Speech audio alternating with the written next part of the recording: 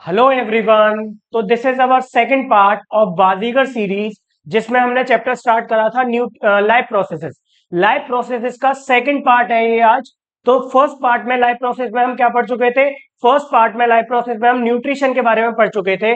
तो आज ये उसका सेकंड पार्ट लेके आए हैं। कल हमने कहाँ तक छोड़ा था? ह्यूमन न्यूट्रिशन तक कल हम आ गए थे। तो आज हम क्या पढ़ने वाले हैं? ह्यूमन न्यूट्रिशन के बारे में पढ़ने वाले हैं। और ह्यूमन न्यूट्रिशन के अलावा हम रेस्पिरेशन को भी इसमें कवर करने की कोशिश करेंगे। ठीक है, तो स्टार्ट करते हैं ह्यूमन न्यूट्रिशन से। ह्यूमन न्यूट्रिशन में हमें क्या पढ़ना है कि human being are omnivore in nature. Human being omnivore होते हैं नेचर में। इनके डाइजेस्टिव सिस्टम में क्या क्या होता है? For nutrition which consist of a series of organ. Digestive system में क्या होते हैं? सीरीज ऑफ ऑर्गन होते हैं। देखिए, मैं आपको एक ग्लिम्स दे रहा हूं कि न्यूट्रिशन में, ह्यूमन न्यूट्रिशन में पढ़ना क्या क्या है।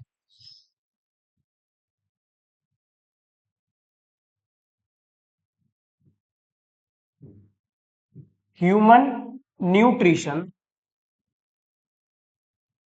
क्या क्या देखने वाले हैं हम इसमें? देखिए, इसमें देखने वाले हैं पहली बात तो कि ह्यूमन न्यूट्रिशन जो होता है उसको हम दो पार्ट में क्लासिफाई करेंगे। मतलब इसके डाइजेस्टिव सिस्टम को दो पार्ट्स में तोड़ दे रहे हैं। इसका जो डाइजेस्टिव सिस्टम है उसमें दो पार्ट्स में तोड़ दे रहे हैं इसको। एक होते हैं इसके एसोसिएटेड ग्लैंड्स। एसोसिएटेड ग्लैंड्स होते हैं, ठीक है जी। Associated glands. और क्या होते हैं हमारे? Alimentary canal. Alimentary alimentary canal होती है, ठीक है। तो देखिए, एसोसिएटेड ग्लैंड्स में क्या क्या पढ़ना है हमें? एसोसिएटेड ग्लैंड्स में हमें क्या क्या पढ़ना है? Salivary amylase. सलाइवरी ग्लैंड मतलब सलाइवरी ग्लैंड के बारे में पढ़ना है हमें, ठीक है। और क्या पढ़ना है हमें? लीवर के बारे में पढ़ना है, which is largest gland of our body. और पेनक्रियास के बारे में पढ़ना है हमें, which is the second largest gland of our body. तो ये हमें तीन ग्लैंड्स के बारे में पढ़ना है इसमें, ठीक है जी। उसके बाद क्या पढ़ना है हमें? एलिमेंट्री कैनाल में। एलिमेंट्री कैनाल में क्या क्या पढ़ना है हमें? देखिए, स्टार्ट करेंगे हम किससे? माउस से। माउस से स्टार्ट करेंगे। माउस के बाद क्या पढ़ना है हमें? बक्कल कैविटी पढ़नी है इसकी पूरी। बक्कल कैविटी पढ़नी है। बक्कल कैविटी में क्या क्या पढ़ना है हमें? बक्कल कैविटी में हमें पढ़ना है इसके बारे में, किस किस के बारे में पढ़ना है? टीथ के बारे में पढ़ना है, ठीक है जी। टीथ के बाद क्या पढ़ना है हमें? टंग के बारे में पढ़ना है, ठीक है जी। टंग के बारे में किसके बारे में पढ़ना है हमें? टंग के बाद टीथ हो गया, टीथ हो गया, और टंग हो गया। और टंग के बाद क्या हो गया? सलाइवरी ग्लैंड हो गई। यहाँ बक्कल कैविटी में इन चीजों के बारे में पढ़ना है। फिर आगे जाते हैं हम, बक्कल कैविटी से आगे जाएंगे तो क्या पढ़ेंगे हम? बक्कल कैविटी से आगे जाएंगे तो ईसोफेगस के बारे में। ईसोफेगस के बारे में। इससे पहले थोड़ा फेरिंक्स वगैरह के बारे में पढ़ लेंगे। ईसोफेगस से नीचे जाएंगे तो क्या पढ़ेंगे हम? स्टमक के बारे में पढ़ेंगे। स्टमक के बारे में पढ़ने वाले हैं, ठीक है। स्टमक के बाद कहाँ जाएंगे? स्मॉल स्टंटाइन पे जाएंगे। स्मॉल इंटेस्टाइन पे जाएंगे, स्मॉल स्टंटाइन के बारे में पढ़ेंगे। फिर पढ़ेंगे हम लार्ज इंटेस्टाइन के बारे में, लार्ज इंटेस्टाइन के बारे में, ठीक है। फिर थोड़ा रेक्टम के बारे में पढ़ेंगे। और फिर हमारा ये वाला पार्ट, ह्यूमन न्यूट्रिशन वाला पार्ट खत्म हो जाएगा। तो ये सारी चीजें हमें पढ़नी है, ठीक। तो देखिए, बढ़ते हैं आगे। एलिमेंट्री कैनाल के बारे में अगर बात करें हम, ठीक है, तो एलिमेंट्री कैनाल क्या है हमारी? एलिमेंट्री कैनाल 6 से लगभग 9 मीटर का एक लंबा रूट है, ठीक है। जो स्टार्ट कहां से होता है? जो स्टार्ट होता है हमारे माउथ से और खत्म कहां पे होता है? एनस पे। इसकी लंबाई कितनी होती है? 6 से लेके 9 मीटर तक की इसकी लंबाई हो सकती है, ठीक है। जिसमें फूड एंटर करेगा कहां से? माउथ से एंटर करेगा। फूड कहां से एंटर करेगा? माउथ से एंटर करेगा जिसमें, ठीक है।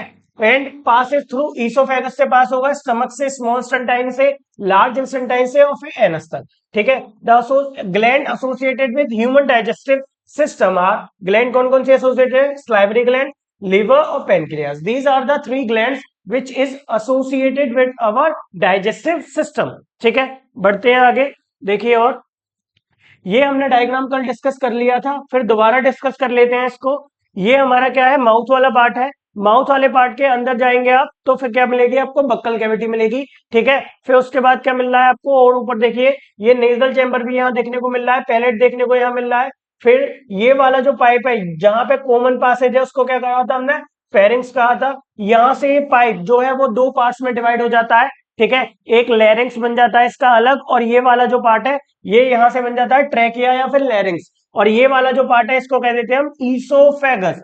इसको क्या कह देते हैं, ईसोफेगस कह देते हैं जी, ठीक है। ये हो गया हमारा ईसोफेगस। ईसोफेगस वाला जो पाइप है वो कनेक्ट है किससे, जे शेप ऑर्गन से। किससे कनेक्ट है, एक जे शेप ऑर्गन से, जिसका नाम क्या है, स्टमक। ठीक है, ये जे शेप ऑर्गन क्या है, स्टमक है हमारा। ठीक है, स्टमक हो गया। यहाँ पे क्या दिख रहा है आपको, यहाँ पे ये लीवर दिख रहा है। लीवर के अंदर और क्या दिख रहा है आपको, गोल ब्लैडर दिख रहा है, पेनक्रिएटिक डक्ट दिख रही है। ठीक है, फिर और नीचे जाते हैं तो ये लार्ज इंस्टेंटाइन दिख रही है आपको, फिर उसके अंदर स्मॉल इंस्टेंटाइन दिख रही है। ठीक है, इनके अलग अलग रीजन भी दे रखे हैं। स्मॉल इंस्टेंटाइन के रीजन दे रखे हैं, ड्यूडेनम, जेजेनम और इलियम। स्मॉल इंस्टेंटाइन 3 पार्ट में डिवाइड होती है, ड्यूडेनम, जेजेनम और इलियम। ठीक है, और यहाँ पे रेक्टम दे रखा है, एनस दे रखा है। ये डायग्राम हम पहले भी डिस्कस कर चुके थे। बढ़ते हैं आगे। आगे आइए, process of digestion in alimentary canal. Process of digestion in alimentary canal में, ठीक है, तो सबसे पहला पार्ट क्या आता है, सबसे फर्स्ट पार्ट आता है हमारा माउथ। ठीक है, तो माउथ में क्या पढ़ना है आपको कि माउथ जो होता है एक ट्रांसवर्स सिल्ट लाइक अपैरेटस है, जो गार्डेड होता है सॉफ्ट मूवेबल लिप्स से। ठीक है, एक सिल्ट लाइक ट्रांसवर्स अपैरेटस है जो गार्डेड है सॉफ्ट मूवेबल लिप्स से। ठीक है, through mouth ingestion of food take place. Mouth का काम क्या है, माउथ का काम है इंजेशन ऑफ फूड। ठीक है, खाना उठाना है, हमें खाना है, किस में खाओगे, माउथ में खाओगे। इस प्रोसेस को क्या कहा था हमने, इंजेशन। तो ingestion of food take place किससे होगा, माउथ से होगा। ठीक है, माउथ के बारे में आपको इतना जानना जरूरी है। और जो लिप्स है हमारे, लिप्स का काम क्या है, लिप्स का काम फूड को होल्ड करना भी है, और फोनिशन में भी इसका काम है। फोनिशन का मतलब स्पीच में बोल पा रहे हो आप, लिप्स के मूवमेंट की वजह से, लिप्स के मूवमेंट की वजह से बोलना आसान हो जाता है हमारा। तो फोनेशन में भी काम होता है लिप्स का, और फूड को होल्ड करने में भी लिप्स का ही काम होता है। उसके बाद देखते हैं बक्कल कैविटी। बक्कल कैविटी कहते हैं या फिर ओरल कैविटी कहते हैं, एक ही बात है। मुंह के अंदर वाला जो रीजन होता है, दो जॉस के बीच में, जो अपर जॉ है और लोअर जॉ है, इन दोनों जॉस के बीच का जो रीजन है, उस पूरे रीजन को क्या कहते हैं, बक्कल कैविटी कहते हैं, या फिर और क्या कह सकते हैं, ओरल कैविटी कहते हैं। ठीक है, अब बक्कल कैविटी में आप बताइए क्या क्या होता है। बक्कल कैविटी में टीथ होते हैं आपके, बक्कल कैविटी में आपकी टंग होती है, और बक्कल कैविटी में आपकी सलाइवरी ग्लैंड होती है। तो 3 चीजें बक्कल कैविटी में आपको पढ़नी है। टीथ पढ़ना है सबसे पहले, फिर टंग पढ़नी है, फिर क्या पढ़ना है, सलाइवरी ग्लैंड पढ़नी है। ये चीजें आपको पढ़नी है बक्कल कैविटी में। बक्कल कैविटी समझ में आया आपको। Mouth open into a large cavity called buccal और oral cavity. It extend from mouth to pharynx. Mouth से फेरिंग्स तक एक्सटेंड करती है। देखिए कहां से, डायग्राम में ये दोबारा, माउथ से और फेरिंग्स तक, मतलब ये वाली जो पूरी, ये वाला जो पूरा पार्ट है, ये वाला जो पूरा पार्ट है, इस पूरे पार्ट को क्या कहते हैं हम, इस पूरे पार्ट को ही कहते हैं बक्कल कैविटी। ठीक है, ये वाला पार्ट जो पूरा है इसको क्या कहते हैं, बक्कल कैविटी कहते हैं। ठीक है, तो बक्कल कैविटी के बारे में समझ में आया। And lies between two jaws, upper and lower. It consist of tongue, teeth और सलाइवरी ग्लैंड। क्या क्या होता है इसमें, टीथ होता है, टंग होता है और सलाइवरी ग्लैंड होती है। ये तीनों चीजें इसमें होती हैं बक्कल कैविटी में आपकी। टंग के बारे में देखते हैं। टंग क्या है, it is a muscular sensory movable organ covered by mucus. ठीक है, म्यूकस मेम्ब्रेन से कवर्ड है। Tongue bear taste bud, tongue पे क्या होते हैं, टेस्ट बर्ड होते हैं। ठीक है, जो स्वीट वाला है कि मीठा है, टंग कैसे डिटेक्ट करेगी, मीठा है, खट्टा है, या फिर नमकीन है, क्या है क्या नहीं है। ठीक है, तो जो स्वीट वाला टेस्ट बर्ड होता है वो कहाँ होता है, एंटीरियरली। ठीक है, एंटीरियरली होता है वो। और सॉल्ट वाला जो होता है वो एंटीरियर लेटरली होता है। ठीक है, सोर वाला जो होता है पोस्टीरियर लेटरली होता है, और बिटर वाला जो होता है वो पोस्टीरियरली होता है। ठीक है, अब देखिए डायग्राम के अगर बनाना चाहें हम टंग का डायग्राम, सपोज करो ये टंग का डायग्राम है आपका। ठीक है, तो जो आपका स्वीट वाला है, ठीक है, तो स्वीट वाला कहां पाया जाएगा, एंटीरियरली लिख रहा है। ठीक है, एंटीरियर का मतलब होता है सामने वाला हिस्सा। तो स्वीट वाला कहां पाया जाएगा, यहाँ पे एंटीरियरली। स्वीट यहाँ पाया जाएगा आपका। ठीक है, यहाँ पे टेस्ट बर्ड होंगे जो क्या डिटेक्ट कर रहे होंगे कि खाना मीठा है या नहीं। तो स्वीट वाला यहाँ पाया जाएगा। सॉल्ट वाला क्या पाया जाएगा, एंटीरियर लेटरली, आगे की तरफ ही होगा लेकिन लेटरली होगा। लेटरली का मतलब होता है साइड में। फॉर एग्जाम्पल देखिए, अगर यहां पे बनाए हम, यहां पे अगर मैं टेस्ट बर्ड बनाऊं, ठीक है, तो ये वाले टेस्ट बर्ड किसको डिटेक्ट कर रहे हैं, ये वाले टेस्ट बर्ड डिटेक्ट कर रहे हैं सॉल्ट को। ठीक है, ये किसको डिटेक्ट कर रहे हैं, सॉल्ट को डिटेक्ट कर रहे हैं। ठीक, ये सॉल्ट को डिटेक्ट कर रहे हैं। और सोर वाला जो है, पोस्टीरियर का मतलब क्या होता है, पोस्टीरियर का मतलब होता है पीछे की तरफ। ठीक है, सोर वाला कहां पाया जा रहा है, सोर वाला पाया जा रहा है आपका पीछे की तरफ, मतलब पोस्टीरियर पाया जा रहा है, और लेटरली पीछे की तरफ, लेटरली पीछे की तरफ, लेटरली पीछे की तरफ, लेटरली। तो ये क्या है आपका, सूर वाले टेस्ट बर्ड्स हैं। ये क्या है आपके सोर वाले टेस्ट बट है। और बिटर वाला कहाँ पाया जा रहा है पोस्टीरियरली। बिटर वाला कहाँ पाया जा रहा है पोस्टीरियरली, मतलब बिटर वाला यहाँ पाया जा रहा होगा। ये किसके लिए है बिटर टेस्ट के लिए। तो टंग में सिस्टम समझ में आया आपको। टंग में सिस्टम समझ में आया। टंग में क्या है टंग में टेस्ट बर्ड होते हैं। मेन चीज क्या है टंग में क्या होते हैं टेस्ट बर्ड। टेस्ट बर्ड आपको पता चल गया स्वीट के लिए कहाँ पे है टिप पर है। ठीक है सॉल्ट के लिए क्या है लेटरली है। और सोर के लिए क्या है पोस्टीरियर लेटरली है। और बिटर के लिए क्या है पोस्टीरियर है। ठीक है तो ये पोजीशन है अलग अलग टेस्ट में। तो टंग क्या करेगी टंग का काम क्या है एक काम तो जो मेन काम है टंग का वो है टेस्ट का डिटेक्शन करना। दूसरा काम क्या है टंग का फूड की मिक्सिंग करवा देना। ठीक है जो खाना आप खा रहे हो उसको मिक्स करेगी सलाइवा के साथ। ये भी टंग का काम है। तो ये दो मेन काम समझ में आए हमें टंग के। ठीक है it also help in swallowing the food into oesophagus and also in phonation. और दो काम समझ लो। और क्या करती है टंग टंग और क्या करती है जब आप खाना खा रहे हो तो जब सोलोइंग करते हो जब खाने को हम सटकते हैं तो टंग क्या करती है लास्ट में एक पुश देती है जिससे खाना नीचे जाता है। लास्ट में क्या देगी एक पुश देगी जिससे खाना नीचे जाएगा।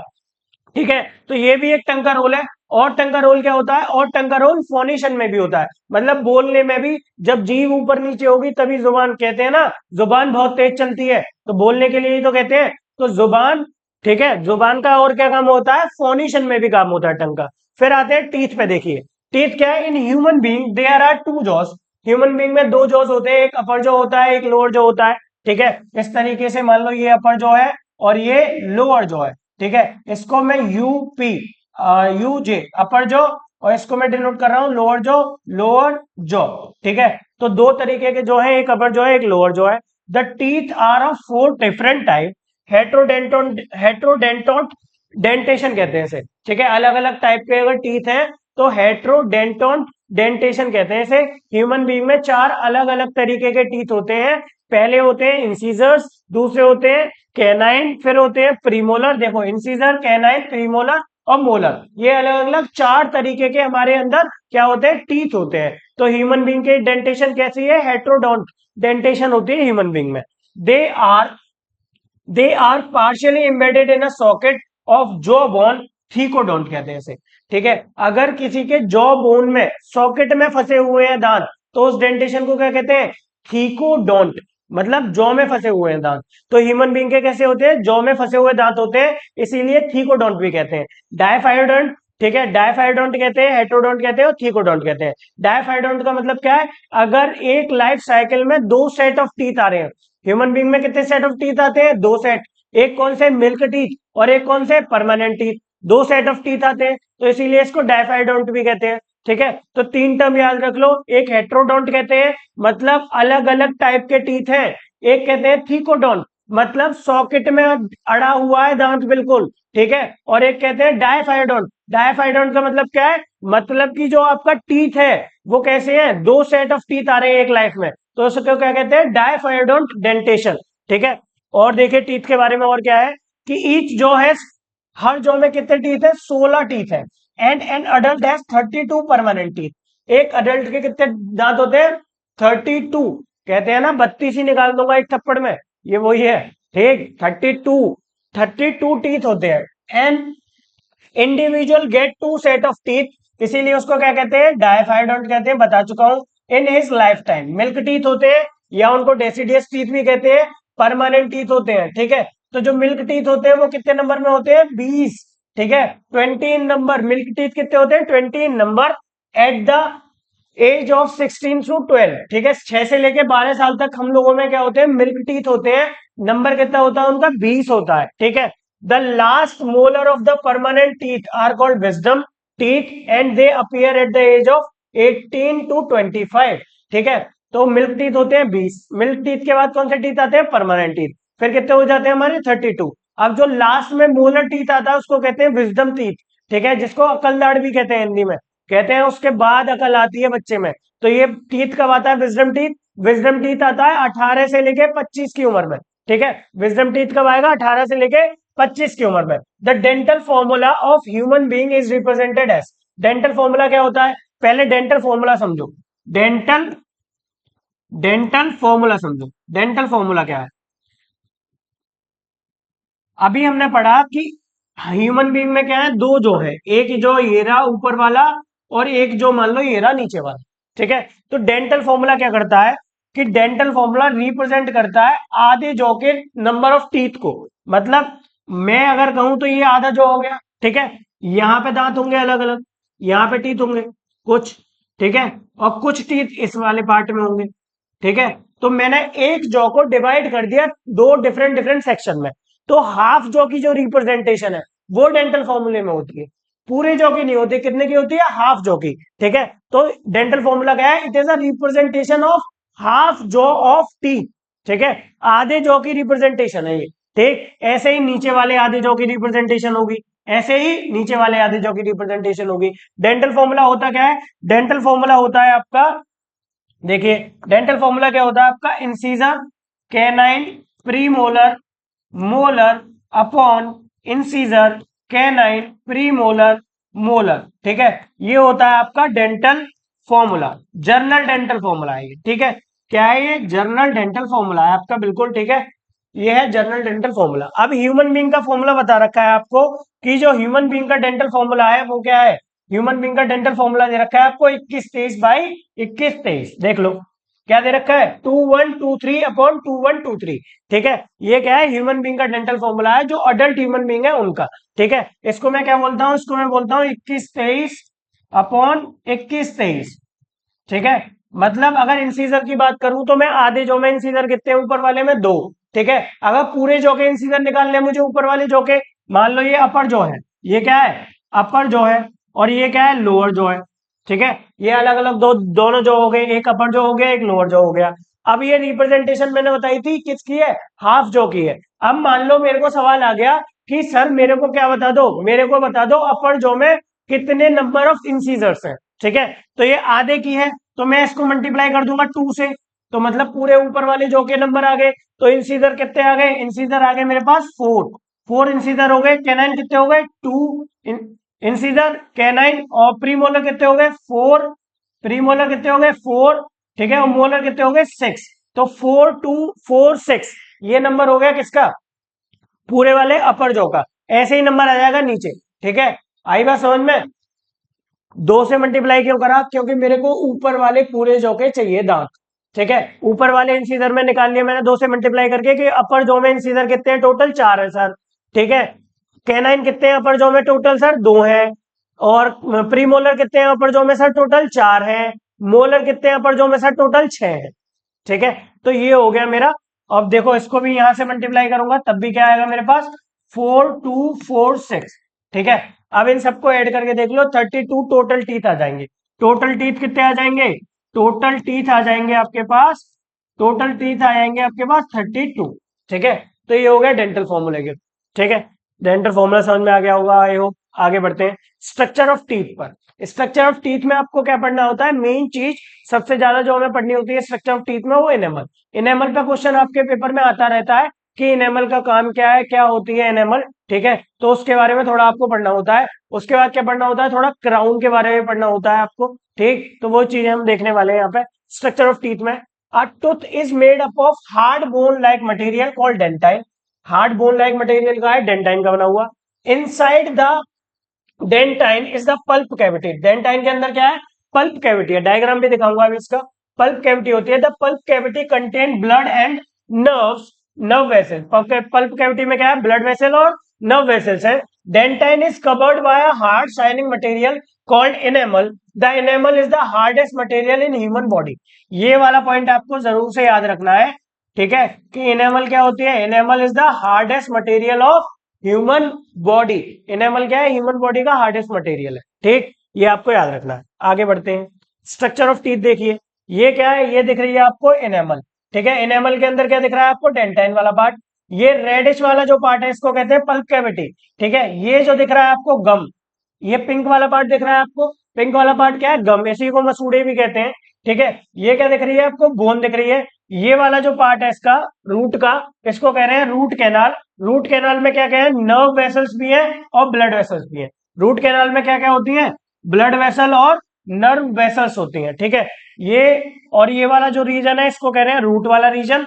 ऊपर वाले रीजन को क्या कहते हैं, क्राउन रीजन। ठीक है, तो ये स्ट्रक्चर ऑफ टीथ है हमारा। उसके बाद देखते हैं डेंटल कैरीज। डेंटल कैरीज क्या है? डेंटल कैरीज का मतलब होता है कि अगर आपके दांत की, अगर आपके टीथ की ऊपर वाली इनेमल क्या हो जाती है, ऊपर वाली इनेमल डिग्रेड हो जाती है, इनेमल हो जाती है खराब। इनेमल खराब होने की वजह से जो एसिड होता है, एसिड की वजह से खराब होती है, ठीक है। इनेमल कुछ बैक्टीरिया होते हैं, ठीक है, एसिड की वजह से वो पूरी सड़ जाती है, बैक्टीरिया होते हैं वो उसे इन्फेक्ट कर देते हैं, तो इनेमल हो जाती है डिग्रेड, इनेमल पूरी खराब हो जाएगी। तो ऐसे करके होल हो जाते हैं दांत, इसी को क्या कहते हैं? डेंटल कैरीज कहते हैं, ठीक है। बच्चों को एडवाइस करा जाता है कि रात में मीठा ना खाएं, चॉकलेट ना खाएं। चॉकलेट अगर रात में खाएंगे तो वहां पे बैक्टीरिया का इन्फेक्शन का चांस ज्यादा रहता है, बैक्टीरिया का इन्फेक्शन का चांस होगा तो डेंटल कैरीज हो जाएगी, ठीक है।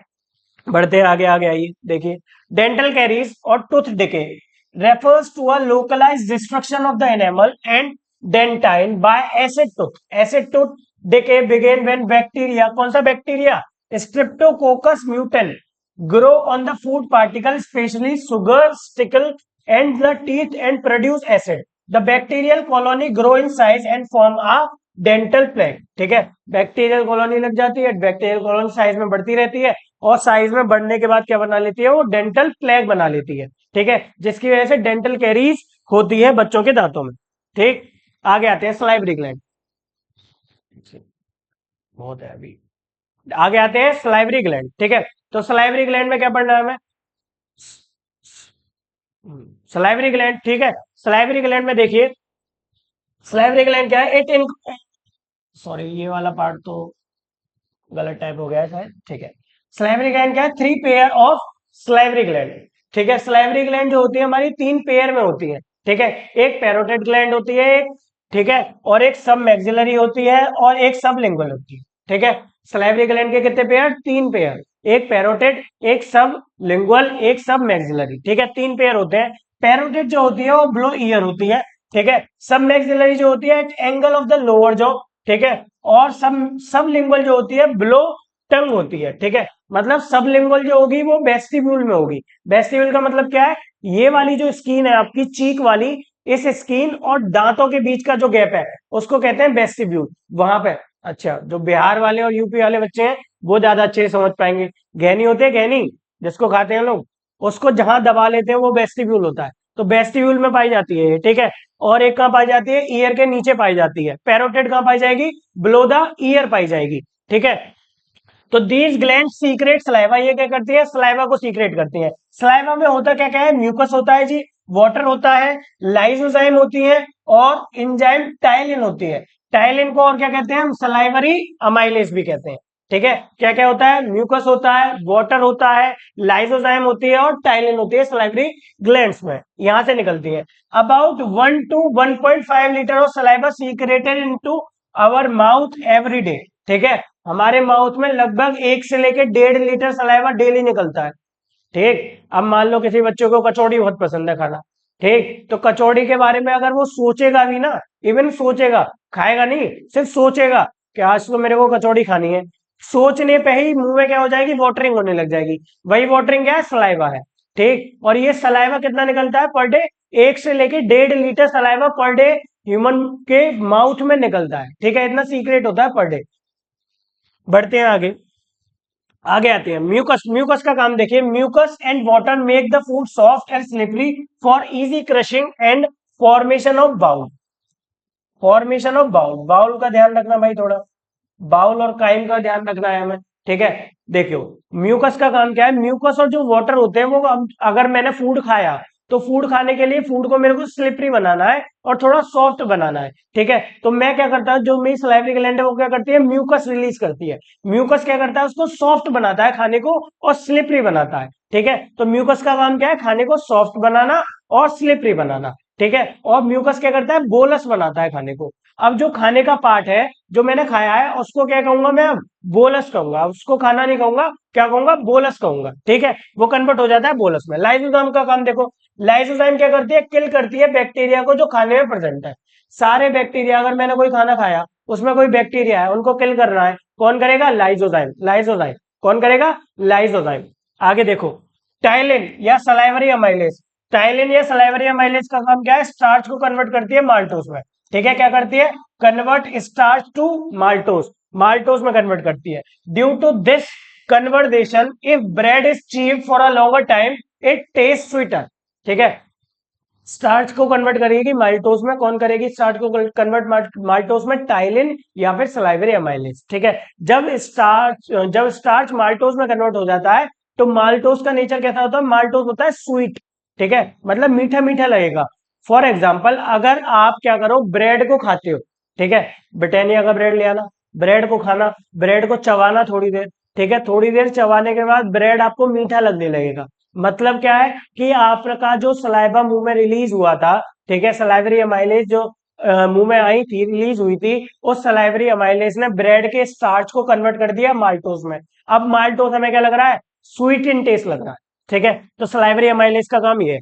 ठीक, सलाइवरी अमाइलेज क्या करेगी? स्टार्च को कन्वर्ट करेगी माल्टोज में। ठीक है, स्टार्च क्या है? एक पॉलीसेक्राइड है। माल्टोज क्या होता है हमारा? एक डाइसेक्राइड होता है। बढ़ते हैं आगे, देखिए अब सलाइवा, सलाइवा का काम और क्या है? सलाइवा क्लीन करता है भाई टीथ को and keep the buccal cavity, tongue and lips moist for formation. ठीक है, सलाइवा क्या करता है? सलाइवा हमारे टीथ को क्लीन भी करता है और क्या करता है? नमी बनाए रखता है मुंह में। बक्कल कैविटी में क्या करेगा? नमी बनाए रखेगा।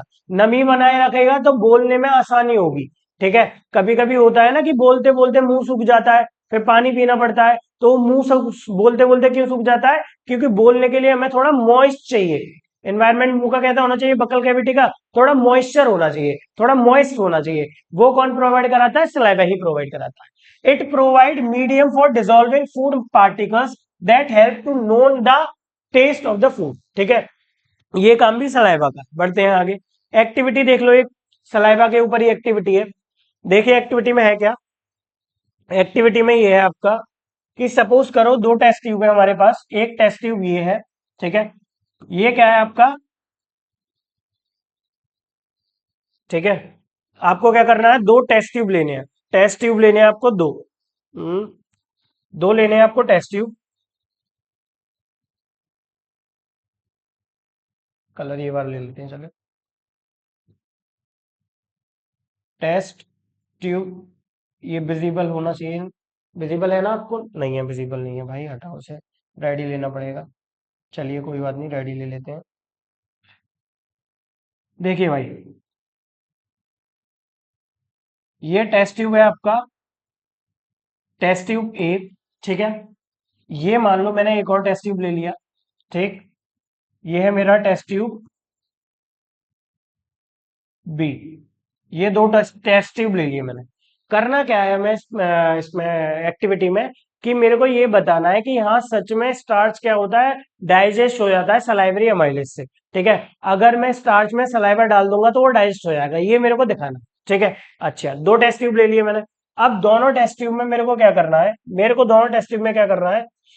मेरे को दोनों टेस्ट ट्यूब में 10% स्टार्च वाला सॉल्यूशन डालना है। 10% स्टार्च वाला सॉल्यूशन डालना है। कितने ml डालना है? मान लो मैंने डाल दिया 1 ml।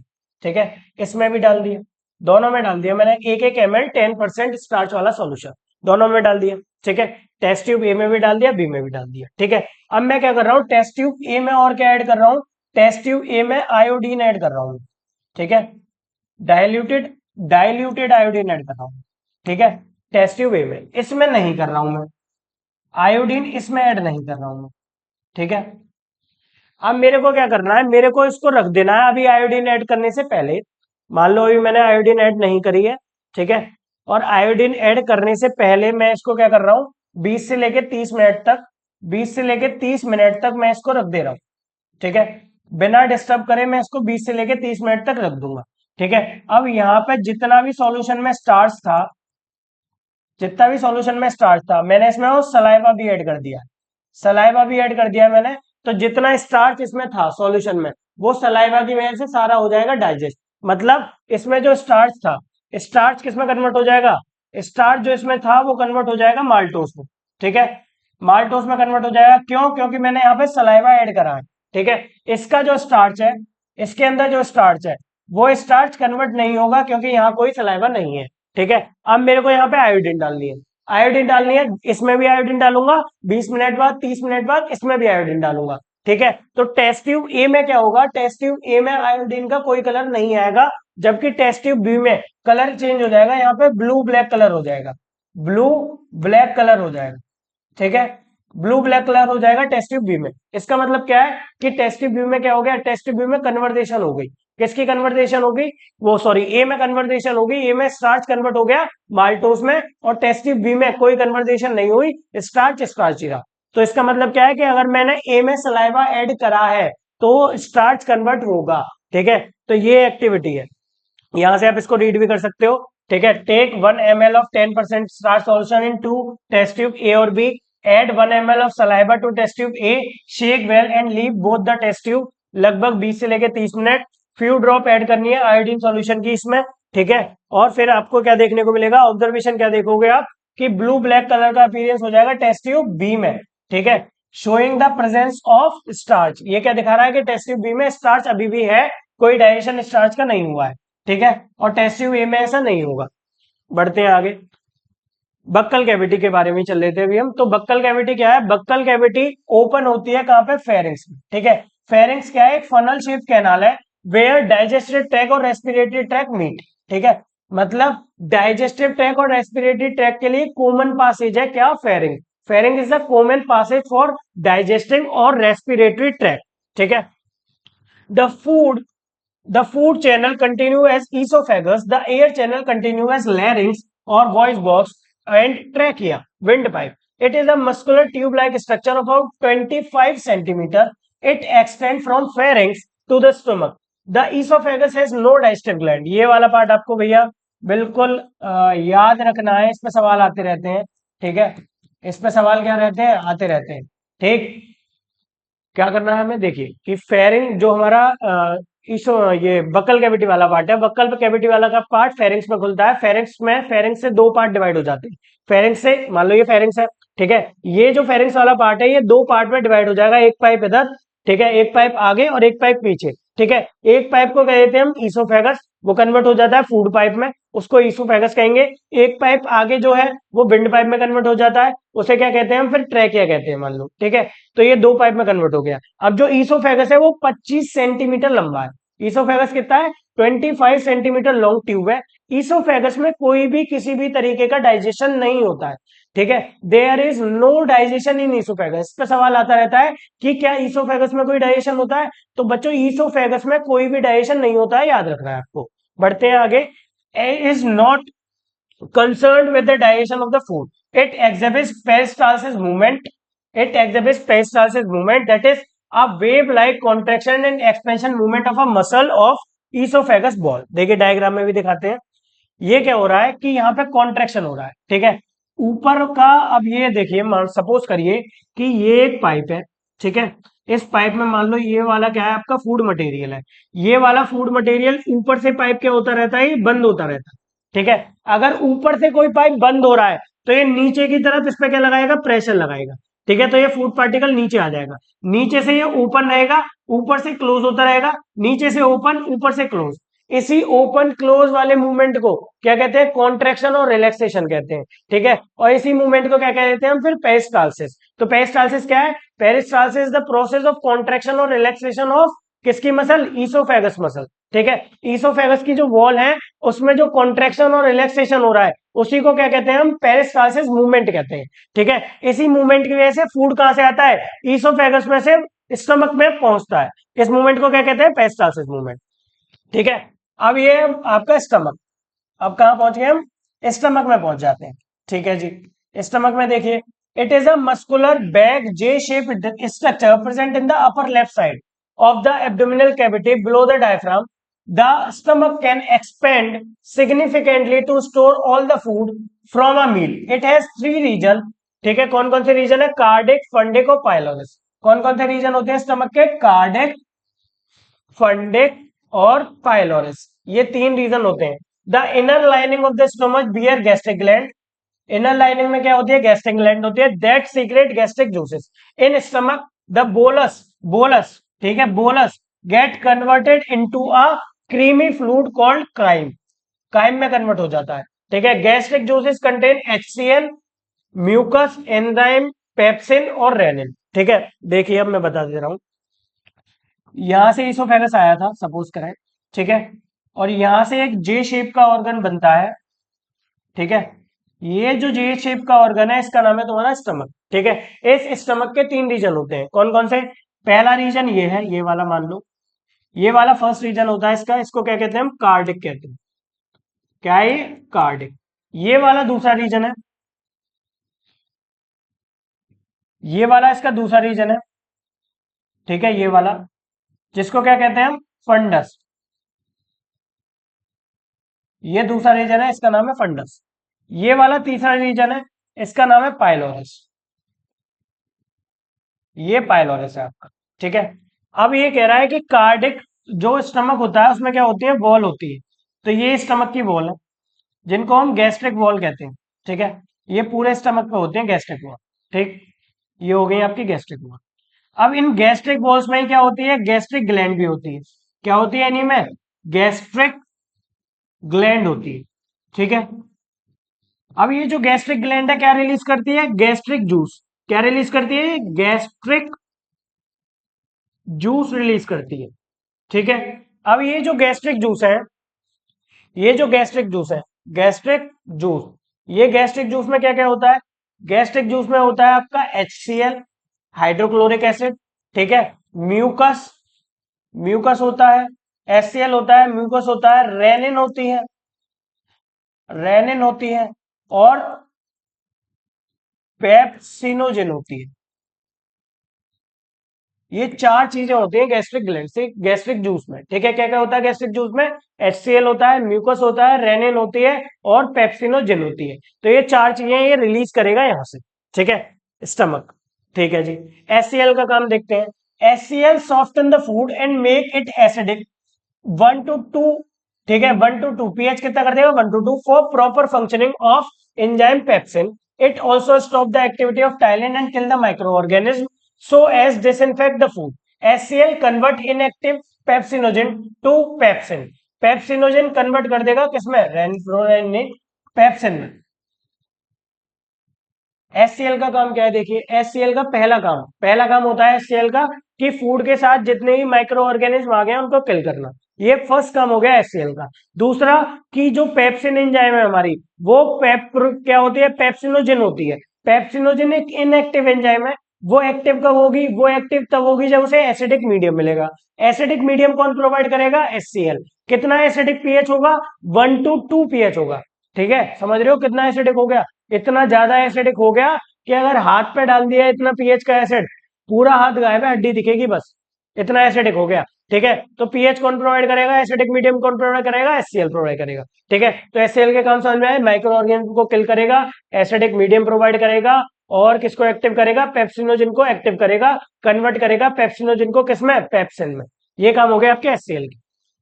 आइए दूसरा देखिए, pepsin is the main enzyme. ठीक है, अब ये pepsin, Pepsin is the main enzyme of gastric juice. It work in highly acidic medium and act upon the protein to convert them into peptone on proteose. Renin is active in fat only. Renin converts soluble milk protein casein into paracasein. ठीक है, ये यहाँ पे दे रखा है, देखिए कि protein को कौन कन्वर्ट करेगा? पेप्सिन कन्वर्ट करेगा। किस में कन्वर्ट करेगा प्रोटीन को? प्रोटीन को कन्वर्ट करेगा पेप्टोन्स में और प्रोटियोज में। ठीक है, पीएच कितना रहने वाला है यहाँ पे? 1 से लेके 5 तक रह सकता है। ठीक है, 1 से लेके 2 होता है जनरली। ठीक है, रेनिन क्या करेगा? कैसीन को कन्वर्ट करेगा पैरा कैसीन में। ठीक है, रेनिन क्या करेगा? ठीक है, कैसीन को कन्वर्ट करेगा पैरा कैसीन में, और ये सॉल्युबल प्रोटीन है, मिल्क प्रोटीन सॉल्युबल प्रोटीन में कन्वर्ट कर देगा इसको। ठीक है, म्यूकस का काम क्या है? Mucus protect the inner lining of the stomach from all the ill effect of HCl and pepsin. Mucus क्या करेगा? म्यूकस प्रोटेक्ट करेगा इनर लाइनिंग को। अब जो एसिड निकला था, वो एसिड पीएच कितना था उस एसिड का भाई? पीएच था उसका 1 से 2। इतने पीएच पे लोहा तक गल जाए, तो पेट की वॉल क्या लोहे से भी ज्यादा स्ट्रॉन्ग मटेरियल से बनी है क्या? है तो वही मसल्स की, तो वो भी गल जाएंगी।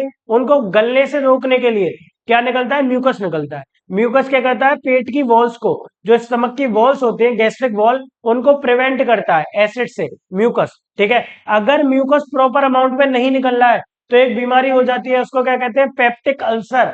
ठीक है, पेट में छाले पड़ जाना, पेप्टिक अल्सर हो जाता है अगर म्यूकस अपना काम अच्छे से नहीं कर पा रहा है तो। ठीक, तो म्यूकस का काम ये हो गया।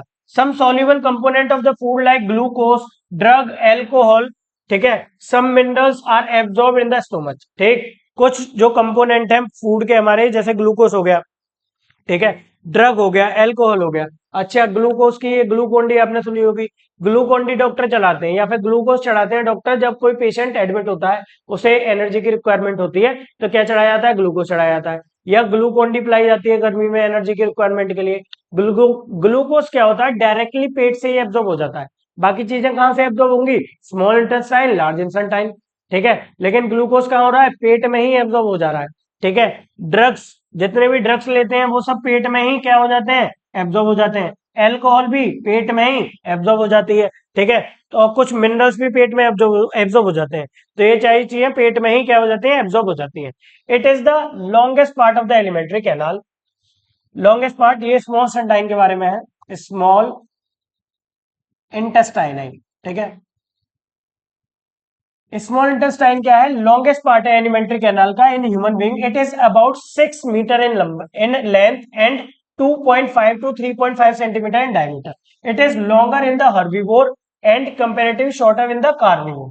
Longer small intestine in herbivore is helpful for digestion of cellulose. Some small intestine is a coiled tube divided into three parts: duodenum, जेजनम और इलियम। स्मॉल के 3 पार्ट होते हैं, ठीक है। स्मॉल के क्या होते हैं? 3 पार्ट होते हैं। अच्छा, देखिए स्मॉल क्या है? स्मॉल सबसे लॉन्गेस्ट पार्ट है, पहली बात, ठीक है। लगभग लगभग 6 मीटर लंबाई में होता है ये, ठीक है। और 2.5 से लेके 3.5 सेंटीमीटर चौड़ाई में होता है स्मॉल, ठीक है। और स्मॉल क्या होता है? स्मॉल हर्बीवोर्स में क्या होता है? लॉन्ग होता है। सब फॉर एग्जाम्पल कि अगर कोई बफेलो है, बफेलो की स्मॉल क्या होगी? ज्यादा लंबी होगी as compare to human being, और ह्यूमन बींग की ज्यादा लंबी होगी एज कंपेयर टू लाइन, ठीक है। तो जितने भी कार्निवोर होते हैं, जो फ्लैश ईटर होते हैं, उनके अंदर स्मॉल क्या पाई जाएगी? छोटी पाई जाएगी। क्यों? क्योंकि फ्लैश को डाइजेस्ट करना इजी होता है, और जो ग्रीन सब्जियां हैं उनको डाइजेस्ट करना डिफिकल्ट होता है। क्योंकि ग्रीन सब्जियों में क्या पाया जाता है? सेलुलोज पाया जाता है। सेलुलोज को डाइजेस्ट करना डिफिकल्ट होता है, और फ्लैश को डाइजेस्ट करना इजी होता है, ठीक है। तो डिफिकल्ट होता है सेलुलोज को डाइजेस्ट करना, इसीलिए उसमें इंटेस्टाइन क्या होती है? हर्बीवोर में लार्ज होती है, ठीक। ये समझ में आ गया? अच्छा, स्मॉल के 3 पार्ट है, एक डिओडेनम होता है, एक जेजनम होता है, और एक इलियम होता है। अभी लोकेशन वगैरह आपको नहीं जाननी, सिर्फ नाम जान लोगे तभी काम चल जाएगा। बढ़ते हैं आगे। ये दे रखा है हमारा डायग्राम, स्मॉल इंटेस्टाइन का डायग्राम दे रखा है, ठीक है। इंटेस्टाइन के डायग्राम में क्या दिख रहा है आपको? ये देख लीजिए माइक्रोबलाई, ठीक। माइक्रोबलाई किस लिए होती है? माइक्रोबलाई होती है एब्जॉर्प्शन एरिया बढ़ाने के लिए, ठीक। सपोज करो, देखो जैसे ये एक एरिया है, सपोज करो ये 2 सेंटीमीटर की लाइन है, ठीक है। और इसी लाइन को मैंने एक इस तरीके से बना दिया, ये भी 2 सेंटीमीटर का एरिया है, ठीक है। ये भी कितना है? ये भी 2 सेंटीमीटर का एरिया है। अगर मैं यहाँ पे बॉल रखना स्टार्ट करता हूं, 2 3 4 5 6 7, 7 ही बॉल आ पाई। अगर मैं यहाँ पे बॉल रखना स्टार्ट करता हूं तो 1 2 3 4 5 6 7 8 9 10 11 12 13 14 15 16 17 18 19 20, देखिए इतनी बॉल आ गई। तो एरिया क्या बड़ा नहीं? बड़ा एरिया, इसीलिए क्या होती है? माइक्रोबलाइज होती है, ताकि सरफेस एरिया का बढ़ सके उसका एब्जॉर्प्शन एरिया बढ़ सके, ज्यादा ज्यादा चीजों को एब्जॉर्ब कर सके और होल्ड करके रख सके। इसीलिए यहाँ पे क्या होती है? माइक्रोबलाई। यहाँ पे लेक्टियल्स है, वेन्यूल्स है, आर्ट्रियोल्स है, ठीक है। ये होती है इंटेस्टाइनल ग्लैंड। ये क्या है? इंटेस्टाइनल ग्लैंड्स है। क्या है ये? इंटेस्टाइनल ग्लैंड, ठीक है। बढ़ते हैं आगे, देखिए इट इज अ शॉर्ट, ये आपका लार्ज इंटेस्टाइन आ गया, लार्ज इंटेस्टाइन।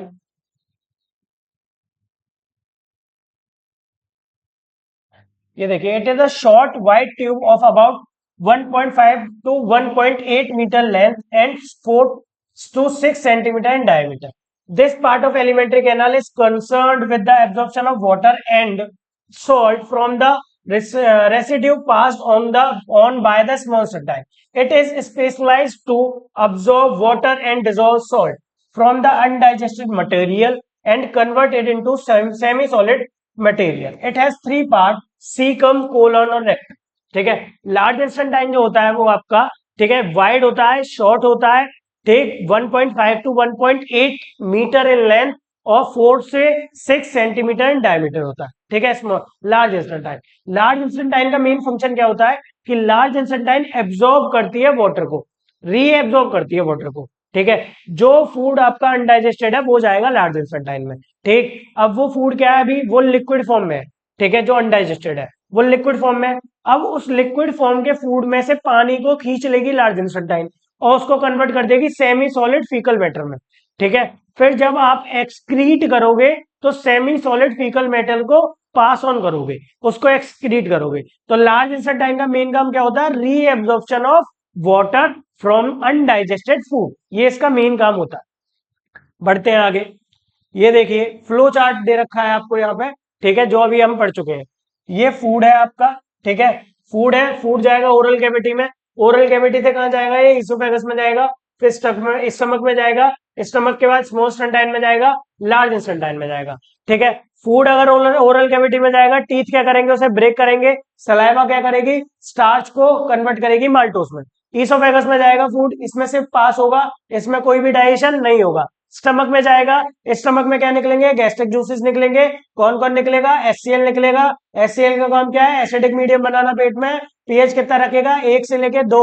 ठीक है, पीएच कितना रखेगा, 1 से लेके 2। और काम क्या है, फॉरेन पार्टिकल मतलब माइक्रो ऑर्गेनिज्म जितने आ गए उनको किल करना, एसिडिक बनाना, माइक्रो ऑर्गेनिज्म को किल करना, एक्टिव करना, किसको एक्टिव करना, पेप्सिनोजिन को कन्वर्ट करना पेप्सिन में, ये एचसीएल का काम हो गया। ठीक है, फिर और क्या निकलता है इसमें, पेप्सिन निकलती है। पेप्सिन क्या करेगी, कन्वर्ट करेगी प्रोटीन को, कन्वर्ट कर देगी पेप्टोन्स में। ठीक है, पेप्सिन। और क्या निकलता है, म्यूकस निकलता है। म्यूकस क्या करता है, पेट की जो स्टमक की लाइन है, गैस्ट्रिक वॉल है, उनको एसिड के अटैक से बचाता है म्यूकस। ठीक है, उसके बाद क्या निकला था, रेनिन निकला था। रेनिन एक्टिव होता है सिर्फ बच्चों में, रेनिन एक्टिव होता है सिर्फ बच्चों में। और क्या करता है, मिल्क प्रोटीन जो है कैसीन, उसको कन्वर्ट करेगा किसमें, पैरा कैसीन में। पैरा कैसीन क्या है, डाइजेस्टिव प्रोटीन है मिल्क की। ठीक है, तो मिल्क प्रोटीन को कन्वर्ट करेगा तुम्हारा ये। ठीक, फिर उसके बाद आ जाते हैं स्मॉल इंटेस्टाइन में। स्मॉल इंटेस्टाइन में फूड जाएगा। ठीक है, वहां पे 3 रीजन है, डिओडेनम, जेजनम और इलियम। ठीक है, डिओडेनम, जेजनम और इलियम। फूड की जो मिक्सिंग होगी, ठीक है, फूड की जो मिक्सिंग होगी इंटेस्टाइनल जूसेस और पेनक्रिएटिक जूसेस और बाइल जूस के साथ, वो कहां पे होती है, डिओडेनम में ही होती है। ठीक है, डिओडेनम में क्या होगा, फूड मिक्स होगा किसके साथ, इंटेस्टाइनल जूस के साथ, पेनक्रिएटिक जूस के साथ और बाइल जूस के साथ, इन सब के साथ क्या होगा, फूड मिक्स होगा डिओडेनम में। फिर अगले पार्ट में पहुंचेगा जिसका नाम है जेजनम। फिर अगले पार्ट में पहुंचेगा जिसका नाम है इलियम। इलियम में क्या होगा, डाइजेस्टेड फूड एब्जॉर्ब होगा इनटू ब्लड थ्रू विलेयाई, विलेयाई से। ठीक है, डाइजेस्टेड फूड जो होगा वो क्या हो जाएगा, एब्जॉर्ब हो जाएगा ब्लड में। किसमें होगा ये वाला काम, इलियम में होगा। ठीक है, इलियम के बाद फिर आ जाते हैं लार्ज इंटेस्टाइन में। लार्ज इंटेस्टाइन में पहला पार्ट होता है सीकम, फिर होता है कोलन। कोलन में क्या होगा, वाटर एब्जॉर्ब हो जाएगा। ठीक है, अनडाइजेस्टेड फूड से। दोबारा रेक्टम में क्या होगा, रेक्टम में अनडाइजेस्टेड फूड स्टोर होता है किसमें, रेक्टम में। फिर वो क्या कर देंगे हम उसे, एनस में चला जाएगा, एनस से एक्सक्रीट आउट हो जाएगा। ठीक है, अच्छा, सलाइवरी ग्लैंड क्या कर रही है, सलाइवा प्रोड्यूस कर रही है। सलाइवरी ग्लैंड क्या कर रही है, सलाइवरी अमाइलेज प्रोड्यूस कर रही है। लीवर क्या करेगा, produce bile which is stored in gall bladder, bile को प्रोड्यूस करेगा लीवर जो गॉल ब्लैडर में स्टोर्ड होगा। पेनक्रियास क्या करेगी, पेनक्रिएटिक जूसेस को रिलीज करेगी। और क्या करेगी, हार्मोन्स को भी करती है कुछ, जैसे कि इंसुलिन हार्मोन हो गया, पेनक्रियास पेनक्रियास ही करेगी। ठीक है, लीवर क्या करेगा, लीवर पढ़ चुके ऊपर। ठीक है, लीवर का काम। बढ़ते हैं आगे, देखिए डाइजेस्टिव ग्लैंड के बारे में। लीवर आ गया सबसे पहले। ठीक है, तो लीवर को हमें पता है, liver is the largest gland of human body. एक बार ऐसे पढ़िए थोड़ा, जब तक पानी पी लिया जाए। पानी भी बहुत इंपॉर्टेंट है भाई बोलने के लिए, फोनेशन के लिए पढ़ाया अभी आपको। हम्म, देखिए लीवर। ठीक है, तो liver liver is the largest reddish brown colour gland of the human body and lie in the right upper side of the abdomen. A small pear shaped yellow green sac is attached at the inferior surface of the right lobe called gall bladder. Gall bladder store bile secreted by the liver. The main function of liver are storage of glycogen, formation of urea, storage of iron, storage of vitamin like A, D, E, K, fat soluble vitamin, secretion of heparin, ठीक है, जो anticoagulant होती है, secretion of bile, detoxification of harmful chemical और Kupffer cells in liver, kill, destroy pathogen and foreign particle. तो इतने सारे काम है भाई लीवर के। सुन लो लीवर के बारे में एक बार दोबारा। लीवर क्या है, पहला बात जो आपको याद रखनी है कि liver is the largest gland of human body, कि लीवर ह्यूमन बॉडी की लार्जेस्ट ग्लैंड है, पहली चीज। ठीक है। दूसरी चीज कि लीवर के पास ही एक ग्रीन कलर का सैक लाइक स्ट्रक्चर होता है जिसको कहते हैं गॉल ब्लैडर। लीवर क्या करेगा, लीवर सीक्रेट करेगा बाइल जूस को, ठीक है, बनाएगा प्रोड्यूस करेगा बाइल जूस को। वो बाइल जूस क्या होगा, स्टोर हो जाएगा गॉल ब्लैडर में। ठीक है। अच्छा, और लीवर के फंक्शन की बात करें हम, तो लीवर के फंक्शन क्या है, ग्लाइकोजन को स्टोर करेगा। ग्लाइकोजन मतलब क्या होता है, वो ग्लूकोज जो आप डाइजेस्ट नहीं कर पाए हो उसको वो कन्वर्ट कर देते हैं ग्लाइकोजन में। वो ग्लाइकोजन स्टोर कहाँ होगा, लीवर में। ठीक है। अगर आप मान लो 2 दिन तक फास्टिंग कर रहे हो, 2 दिन तक फास्टिंग कर रहे हो, तो यही ग्लाइकोजन है आपको जो 2 दिन तक जिंदा रखवा रहा है। ये ग्लाइकोजन निकलता है, कन्वर्ट होता है ग्लूकोज में, एनर्जी देता है आपको। ठीक है। तो 2 दिन तक खाना नहीं खाओगे, कौन काम आएगा, ग्लाइकोजन काम आएगा। कहाँ पे स्टोर है, लीवर में स्टोर है। और देखिए फॉर्मेशन ऑफ यूरिया की कौन करेगा, लीवर करेगा। यूरिया की फॉर्मेशन लीवर करेगा। स्टोरेज ऑफ आयरन, आयरन को स्टोर कौन करेगा, लीवर करेगा। विटामिन जैसे कि A vitamin, D vitamin, E vitamin, के विटामिन, इन सबको स्टोर कौन करेगा, विटामिन को लीवर करेगा। ठीक है। सीक्रेशन हेपेरिन, हेपेरिन क्या है, एंटीकोगुलेंट है। ठीक है, ब्लड को जमने नहीं देता ये हेपेरिन। हेपेरिन का सीक्रेशन कौन करेगा, लीवर करेगा। सीक्रेशन ऑफ बाइल, बाइल का सीक्रेशन लीवर करेगा। डिटॉक्सिफिकेशन ऑफ केमिकल का लीवर करेगा। ठीक है। तो ये सारे काम है लीवर के। आगे आते हैं, देखिए ये है सुंदर सा आपका लीवर। ठीक है। डिओडोनम भी दिखा रखा होगा इसमें, देखिए ये रहा। डिओडोनम कौन है, ये C1 नहीं है, तो सी शेप स्ट्रक्चर होता है। डिओडोनम क्या होता है, सी शेप स्ट्रक्चर। ठीक है। ये आपका लीवर है। ये आपको दिख रहा है ग्रीन कलर का प्यारा सा, ये क्या है आपका गॉल ब्लैडर। ठीक है। इसमें क्या है, ये दिख रही है यहाँ पे, इसको कहते हैं बाइल डक्ट। क्या है ये, बाइल डक्ट। ठीक। ये पेनक्रियास दिख रही है। ठीक है। पाइलोरिक स्फिंक्टर, पेट का बताया था लास्ट वाला पोर्शन, उसको क्या कहते थे हम, पाइलोरिस। ठीक है। पाइलोरिस पे लगा हुआ क्या है, पाइलोरिक स्फिंक्टर। स्फिंक्टर का काम क्या होता है, ये गेट लाइक स्ट्रक्चर है। ठीक है। मतलब बैक फ्लो को रोकता है, खाने को, खाने के बैक फ्लो को रोकेगा। इसको कहते हैं हम पाइलोरिक स्फिंक्टर। ठीक है। पैनक्रियाज है, स्टमक है, कार्डियक स्फिंक्टर है, ये ऊपर वाला स्फिंक्टर है। ठीक है। ईसोफेगस है, पैनक्रिएटिक डक्ट है। ठीक। बढ़ते हैं आगे। Pancreas. Pancreas. It is the second largest gland lying in the loop of the duodenum below the stomach. It secretes pancreatic juices that contain enzyme.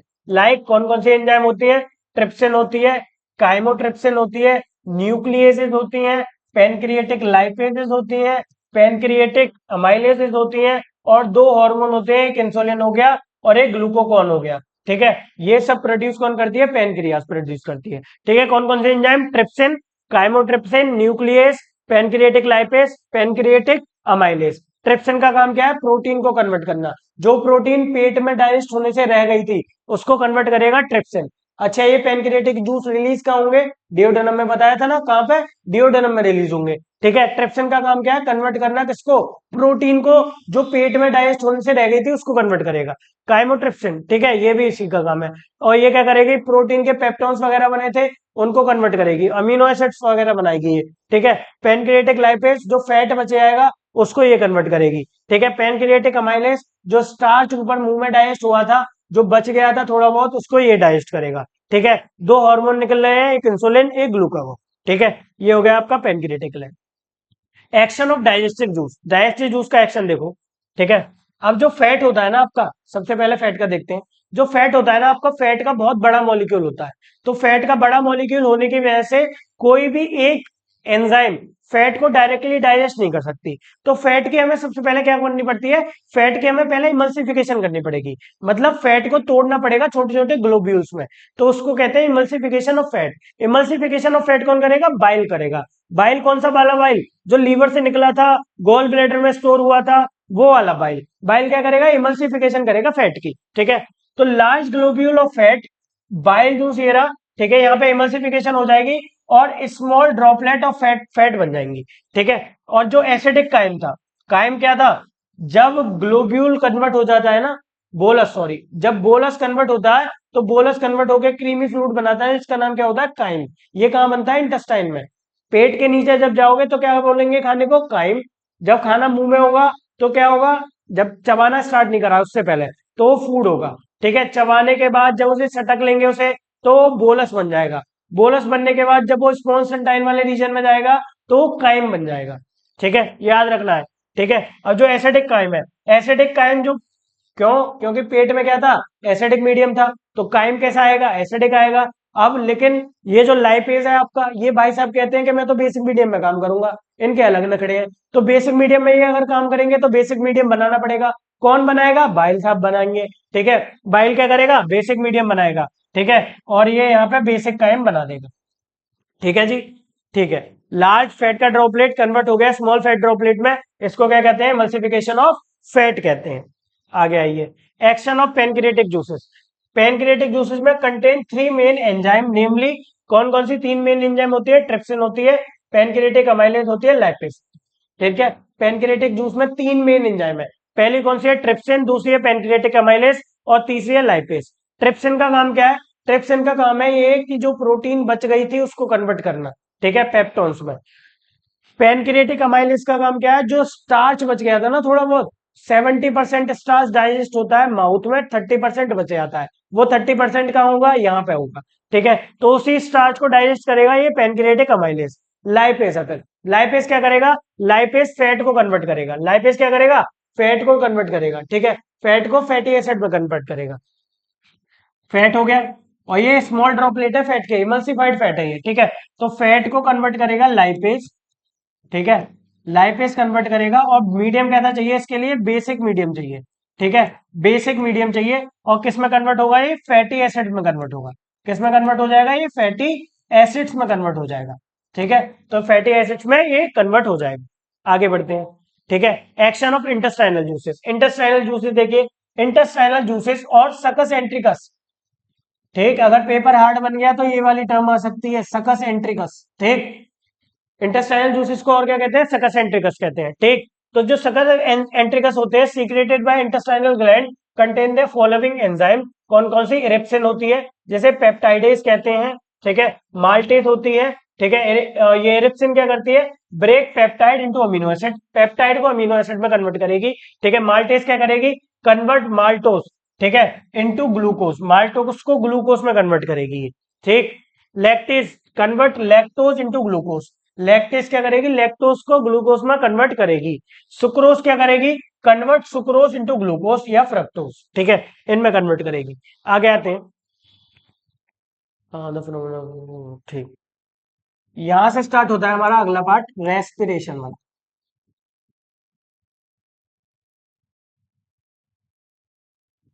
ठीक है जी, यहां से क्या स्टार्ट हो जाता है हमारा? रेस्पिरेशन वाला पार्ट।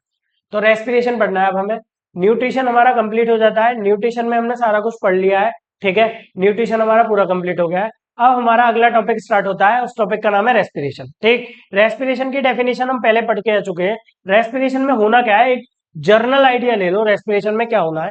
रेस्पिरेशन में होना यह है कि ऑक्सीजन को हम इनहेल करेंगे, उस ऑक्सीजन को इनहेल करने के बाद उससे क्या होगा? ऑक्सीडेशन ऑफ फूड होगा। ऑक्सीडेशन ऑफ फूड होने के बाद क्या निकलेगी? एनर्जी निकलेगी। उस एनर्जी को क्या कहते हैं हम? Cellular energy. फिर वो एनर्जी स्टोर्ड होगी किसी फॉर्म में, उस फॉर्म में क्या, किस फॉर्म में स्टोर्ड होगी?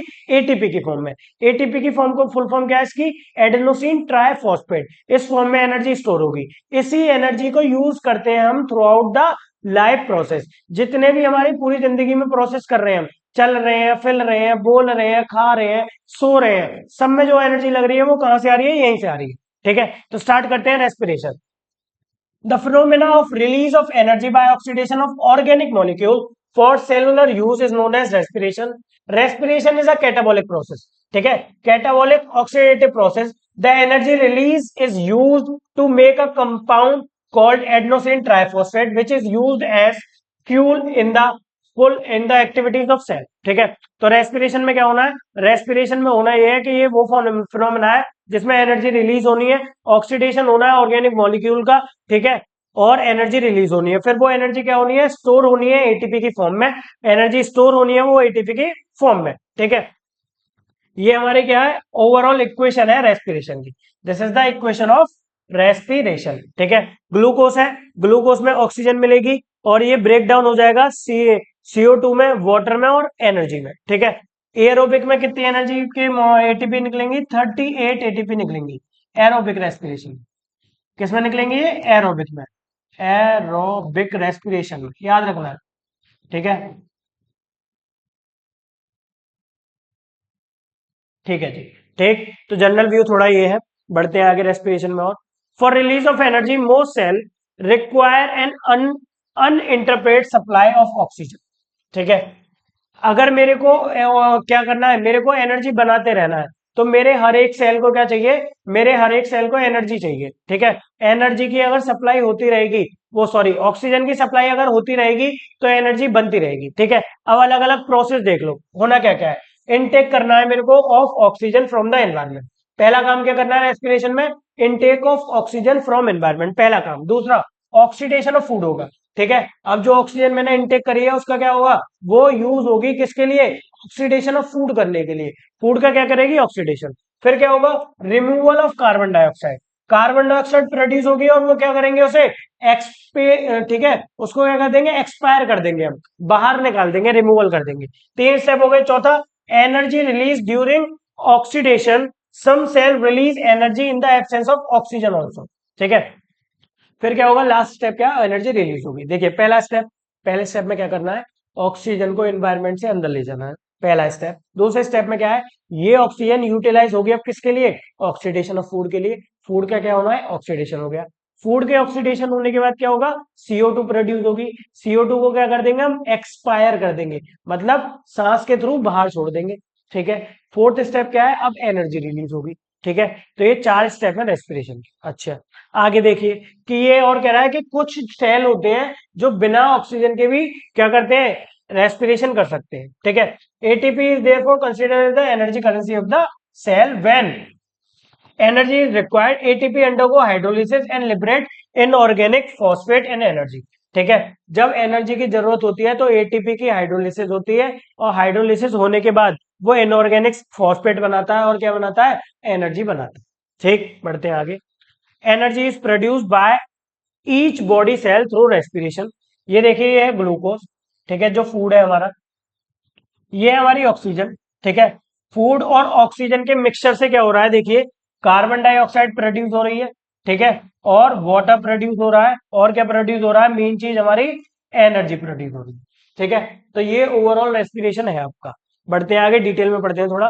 For the release of energy most cell required, ये तो हो गया हमारा। ठीक है, सिग्निफिकेंस ऑफ रेस्पिरेशन, रेस्पिरेशन का सिग्निफिकेंस क्या है, it is necessary for the survival of organism as it release energy required for the life process to occur.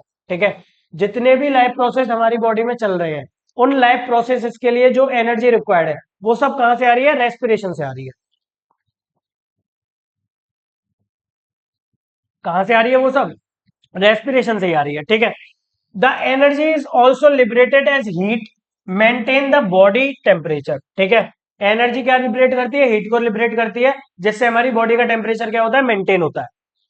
Carbon dioxide is remove out of the body during acceleration, acceleration से expire करके क्या कर देते हैं हम, acceleration करके carbon dioxide को body से बाहर कर देते हैं। अगला, a number of intermediate are form during respiration which form various biological which form various biochemicals in the body. ठीक है, अब बहुत सारे इंटरमीडिएट बनते हैं रेस्पिरेशन के दौरान, जो क्या बनाते हैं, अलग अलग तरीके के बायोकेमिकल बनाते हैं हमारी बॉडी में। बढ़ते हैं आगे, डिफरेंस देखिए रेस्पिरेशन और कंबर्शन, दोनों में डिफरेंस क्या है। बच्चे इसमें बहुत कंफ्यूज रहते हैं कि सर रेस्पिरेशन और कंबर्शन में डिफरेंस क्या है, कंबर्शन में भी क्या हो रहा है, हीट को प्रोड्यूस कर रहे हैं। ठीक है, उसमें उसमें भी जला रहे हैं, रेस्पिरेशन में भी वही सेम सा काम कर रहे हैं, तो डिफरेंस क्या है देखिए।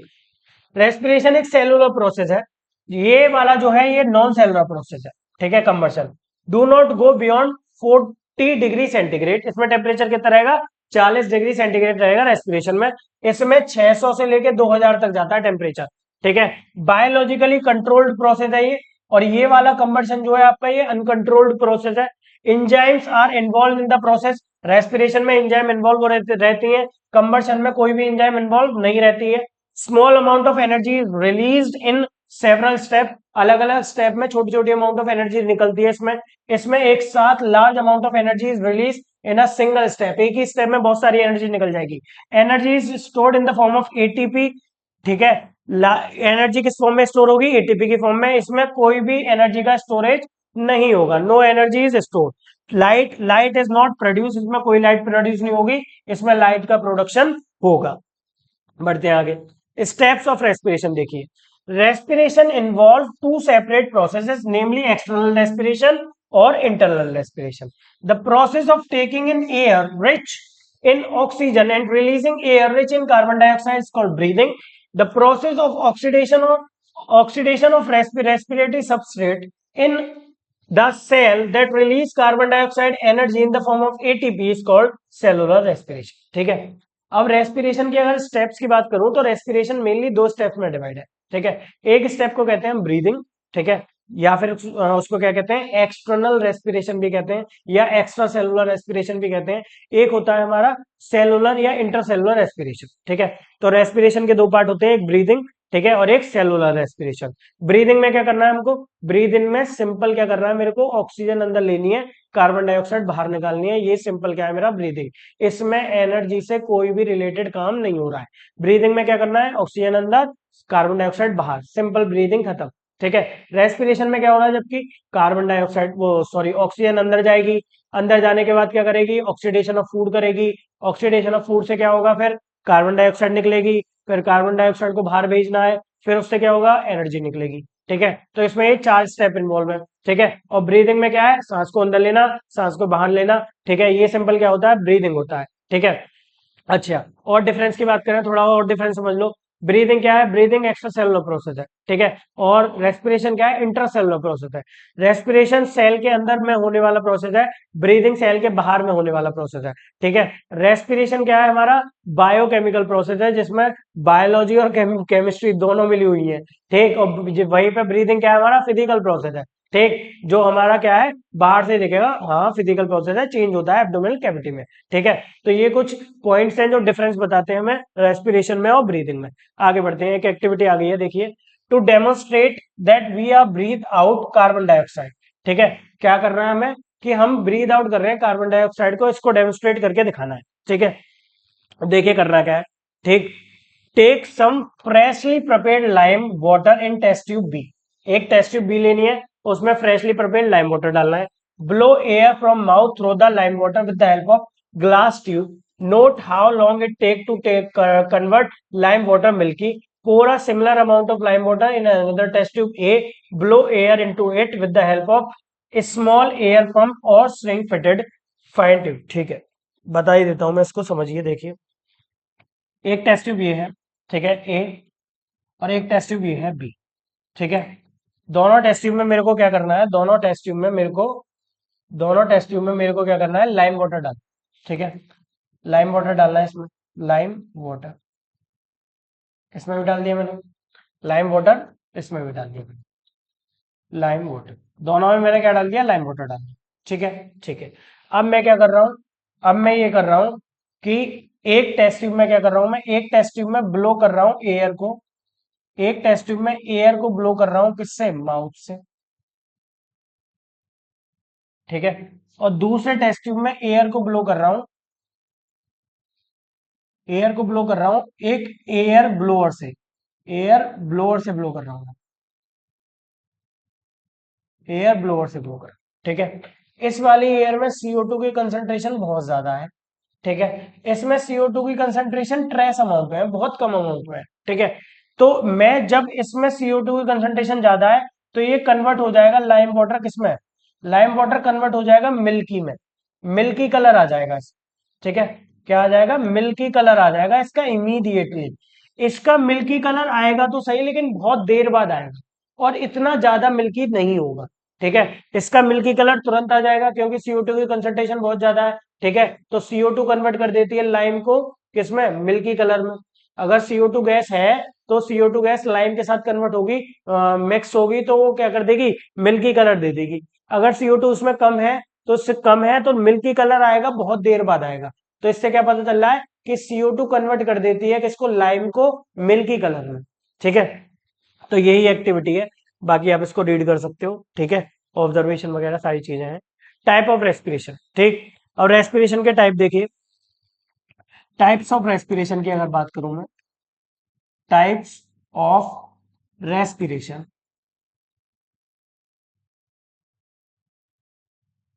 रेस्पिरेशन के मेनली दो टाइप होते हैं। ठीक है, एक रेस्पिरेशन होता है आपका एरोबिक, एक रेस्पिरेशन होता है आपका एनएरोबिक। ठीक है, ये दो तरीके के मेनली रेस्पिरेशन होते हैं, एक एरोबिक होता है और एक एनारोबिक। एरोबिक रेस्पिरेशन जो होता है इसमें क्या चाहिए आपको, इसमें ऑक्सीजन की सप्लाई चाहिए। ठीक है, O2 की इसमें सप्लाई चाहिए आप। ये वाला जो होता है ना एनारोबिक वाला, एनारोबिक वाले में आपको O2 की सप्लाई नहीं मिलती। ठीक है, यहाँ पे O2 की सप्लाई नहीं मिलेगी, यहाँ पे आपको O2 की सप्लाई नहीं मिलेगी। ठीक, तो एरोबिक रेस्पिरेशन मतलब O2 की सप्लाई मिलेगी, एनारोबिक मतलब O2 की सप्लाई नहीं मिलेगी। अच्छा, एक और होता है जिसको कहते हैं लैक ऑफ ऑक्सीजन में रेस्पायर करना, लैक ऑफ ऑक्सीजन। ठीक है, लैक ऑफ ऑक्सीजन में रेस्पिरेशन होगी, मतलब यहाँ पे क्या है, यहाँ पे क्या देखने को मिलेगा आपको, यहाँ पे देखने को मिलेगा आपको controlled,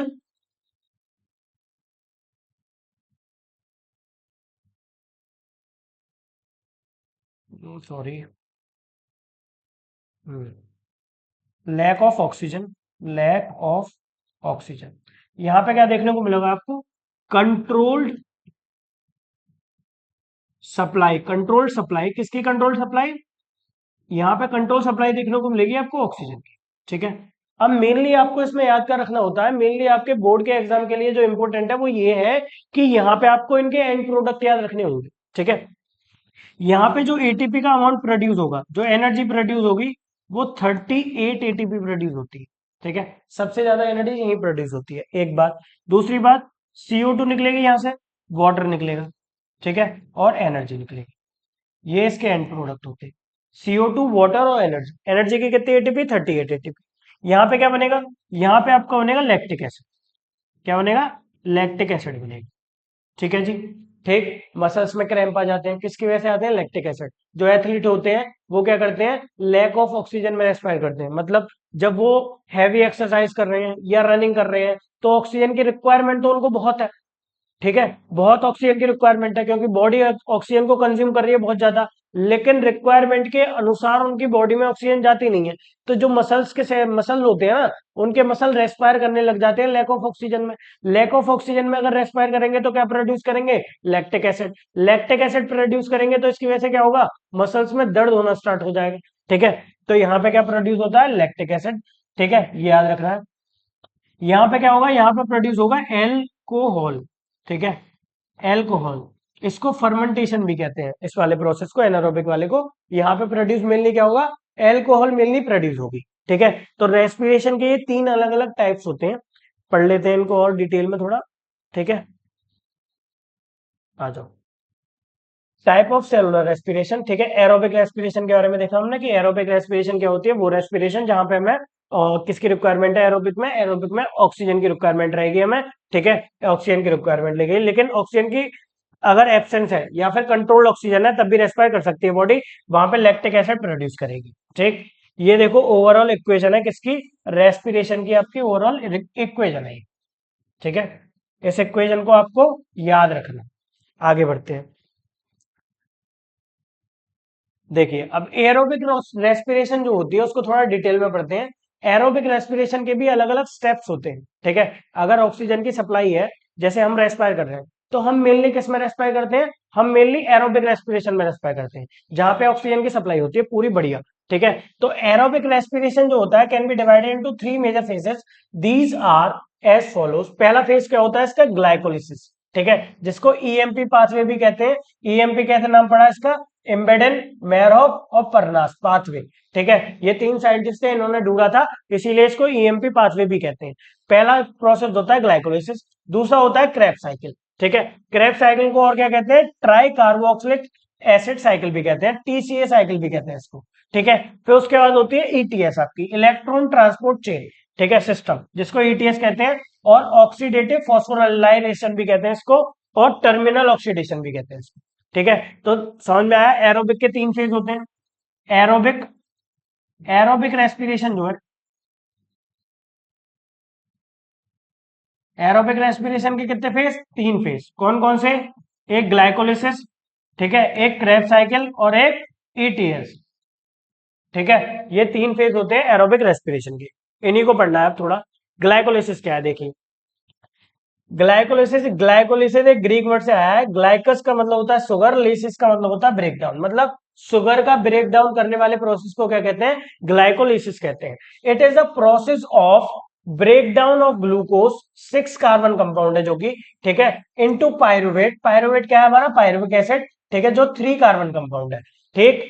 oxygen is no required for the reaction. इस रिएक्शन के लिए ऑक्सीजन की रिक्वायरमेंट नहीं है। मतलब ग्लाइकोलिसिस एरोबिक में भी होगा, ग्लाइकोलिसिस एनारोबिक में भी होगा। ग्लाइकोलिसिस दोनों में होता है, किस किस में?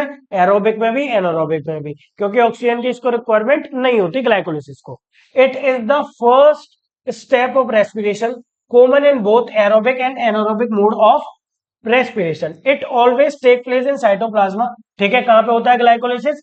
साइटोप्लाज्मा में होता है, ये आपको याद रखना है। Of cell in the absence of oxygen, further conversation of pyruvate depend on the presence of और एब्सेंस ऑफ ऑक्सीजन, ठीक है। In the process of oxygen pyruvate enter into mitochondria for the occurrence of the Krebs cycle and is broken down CO2 H2O, ठीक है।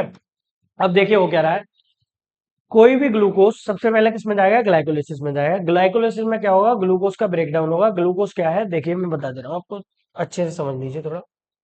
देखिए, suppose करिए ये है आपका ग्लूकोज, ठीक है जी।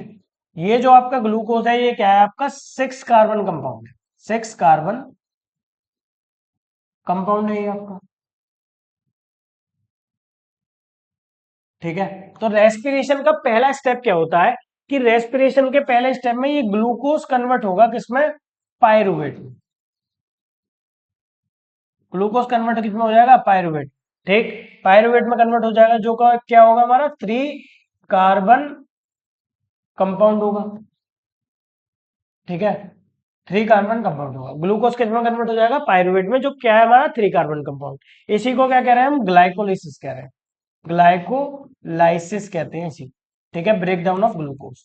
अब ये जो पायरुवेट है ना, इस पायरुवेट के 2 मॉलिक्यूल बनते हैं। कितने बनते हैं? 2 मॉलिक्यूल बनते हैं इस पायरुवेट के, ठीक है। अब ये पायरुवेट क्या करता है? अगर ऑक्सीजन की प्रेजेंस है, अगर रेस्पिरेशन कैसा है? अगर रेस्पिरेशन एरोबिक है, अगर रेस्पिरेशन क्या है? एरोबिक है। अच्छा, ये वाला पार्ट कहाँ पे हो रहा है? ये चीजें कहाँ हो रही है? साइटोप्लाज्मा में, साइटोप्लाज्मा में होती है ये चीजें, ठीक है जी। अगर क्या है? रेस्पिरेशन एरोबिक रेस्पिरेशन, टाइप कौन सा है? एरोबिक।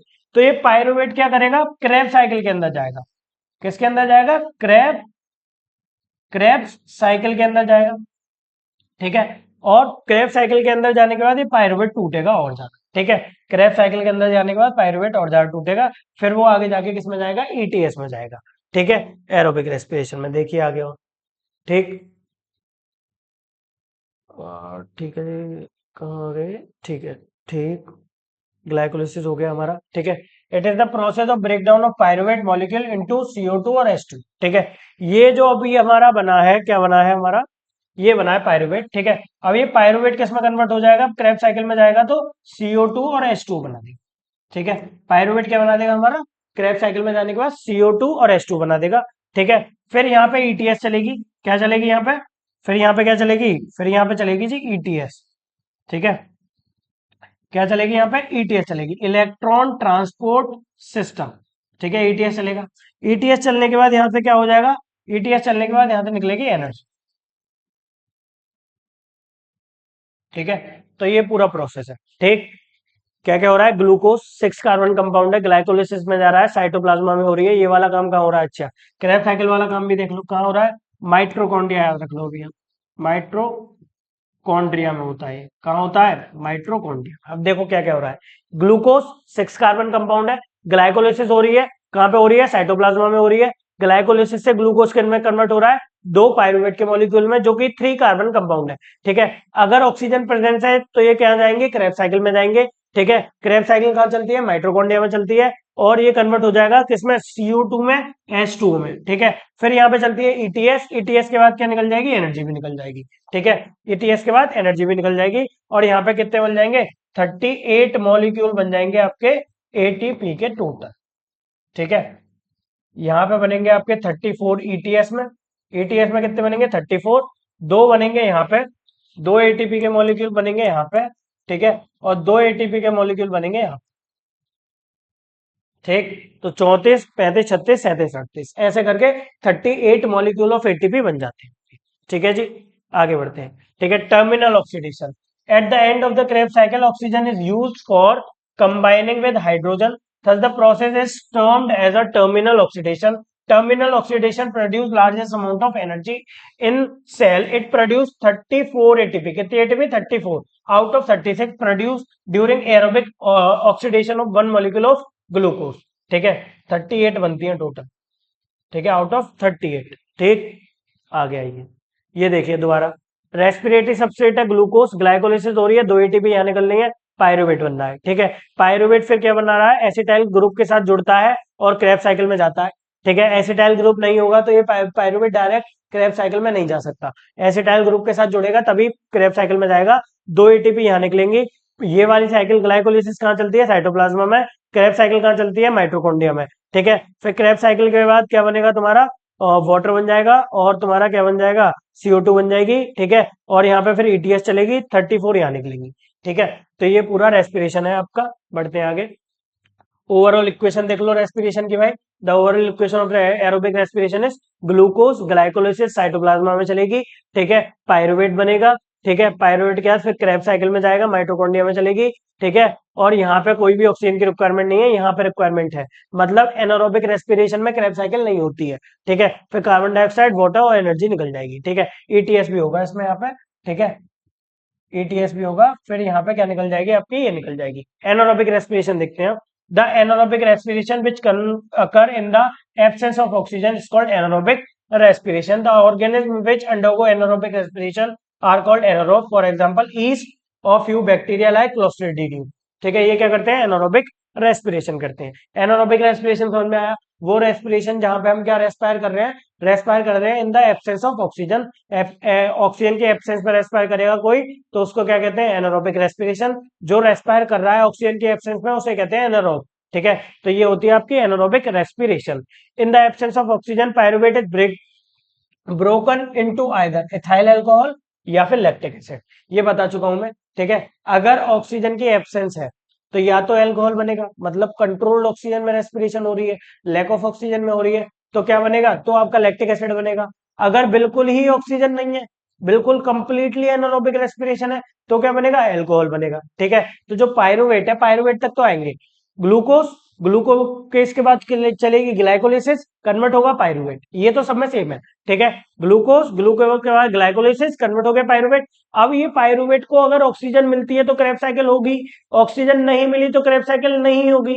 ठीक है, ऑक्सीजन नहीं मिली तो ये क्या बनेगा, इथाइल अल्कोहल बनेगा या फिर लैक्टिक एसिड बनेगा। ठीक है, इथाइल अल्कोहल जो है वो आपका 2 कार्बन का कंपाउंड है। ड्यूरिंग ईस्ट फर्मेंटेशन में ये बनता है, एक टाइप ऑफ एनारोबिक रेस्पिरेशन है जो कि, ठीक है, सैक्रोमाइसिस सर्वियसिस करती है इसको। ठीक है, तो ये देखो, ग्लूकोज साइटोप्लाज्मा में, पायरुवेट, अब यहाँ पे विदाउट ऑक्सीजन है, यहाँ पे तो विदाउट ऑक्सीजन सब में होती है, यहाँ पे विदाउट ऑक्सीजन अगर हो गई, ठीक है, तो ये क्या बनाएगा, इथेनॉल बनाएगा, कार्बन डाइऑक्साइड बनाएगा, एनर्जी बनाएगा। एनर्जी कितनी निकल रही है देख लो, सिर्फ 2 ATP एनर्जी के निकल रहे हैं बस। ठीक है, तो ये हो गया आपका फर्मेंटेशन वाला प्रोसेस।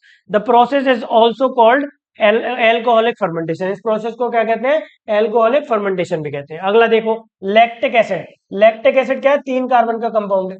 ठीक है, 3 कार्बन कंपाउंड है। During heavy muscular exercise also a type of anaerobic respiration in muscle cell, pyruvate change into lactic acid. This process is called lactic acid fermentation. Glucose, pyruvate without oxygen, lactic acid बनाएगा, energy बनाएगा, 2 ATP की energy release करेगा बस। ठीक है, बढ़ते हैं आगे। डिफरेंस देख लो एरोबिक में और एनारोबिक रेस्पिरेशन में। ठीक है, ये आपकी aerobic respiration. Aerobic respiration occur in the presence of oxygen, absence of oxygen. ठीक है, साइटोप्लाज्मा, माइटोकॉन्ड्रिया, साइटोप्लाज्मा ओनली। ठीक है, साइटोप्लाज्मा में क्या हो रहा था, ग्लाइकोलिसिस। ठीक है, माइटोकॉन्ड्रिया में क्या हो रही थी, क्रेब्स साइकिल। ठीक है, और यहाँ पे कौन इन्वॉल्व है, सिर्फ साइटोप्लाज्मा इन्वॉल्व है। कंप्लीट ऑक्सीडेशन होगी फूड की, यहाँ पे इनकम्प्लीट ऑक्सीडेशन हो रही है फूड की, इसीलिए तो यहाँ पे 38 ATP बननी थी, क्योंकि फूड की कंप्लीट ऑक्सीडेशन थी ये। यहाँ पे 2 ATP बननी थी बस, क्योंकि इनकम्प्लीट ऑक्सीडेशन है फूड की।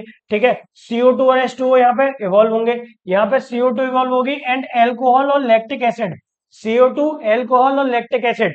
ठीक है, लास्ट लास्ट प्रोडक्ट है ये, क्या है, एंड प्रोडक्ट, ये एंड प्रोडक्ट्स है। ठीक है, बोर्ड में आपके इसी पे सवाल आता है कि एंड प्रोडक्ट बता दो मेरे को एल्कोहलिक फर्मेंटेशन का। ठीक है, क्या बनेगा, एल्कोहल बनेगा। एंड प्रोडक्ट बता दो मेरे को जो मसल्स में रेस्पिरेशन हो रही है उसका, लैक्टिक एसिड बनेगा। एंड प्रोडक्ट बता दो मेरे को एरोबिक रेस्पिरेशन का, क्या बनेगा, CO2 बनेगा, वाटर बनेगा, एनर्जी बनेगी। ये एंड प्रोडक्ट बहुत पूछता है। इसमें लार्ज अमाउंट ऑफ एनर्जी निकल रही है 38 एटीपी, इसमें स्मॉल अमाउंट ऑफ एनर्जी निकल रही है 2 एटीपी। ठीक है, बढ़ते हैं आगे। और डिफरेंस देखिए, एरोबिक रेस्पिरेशन में केमिकल क्या होते हैं तुम्हारे, chemical nature of and product क्या होता है, इनऑर्गेनिक। इसका क्या होता है, इनऑर्गेनिक भी हो सकता है, ऑर्गेनिक भी हो सकता है। ठीक है, ऑर्गेनिक भी हो सकता है, इनऑर्गेनिक भी हो सकता है और ऑर्गेनिक भी हो सकता है। इसमें जो एंड प्रोडक्ट होता है वो कम टॉक्सिक होता है। ठीक है, किसमें, एरोबिक रेस्पिरेशन में। एनारोबिक रेस्पिरेशन का जो एंड प्रोडक्ट होता है वो टॉक्सिक होता है। ठीक है, क्यों, क्योंकि एल्कोहल बन रही है ना, तो एल्कोहल तो टॉक्सिक है ही। तो एंड प्रोडक्ट क्या होता है एनारोबिक का, याद रखोगे शराब से। एरोबिक का एंड प्रोडक्ट क्या होता है आपका, लेस टॉक्सिक होता है। एनारोबिक का एंड प्रोडक्ट क्या होता है आपका, ज्यादा टॉक्सिक होता है, क्योंकि उसमें शराब बन रही है। ठीक, ETS इसके लिए जरूरत है, इसके लिए ETS की कोई जरूरत नहीं है। बढ़ते हैं आगे। रेस्पिरेशन इन प्लांट देखो, plant also respire by taking oxygen.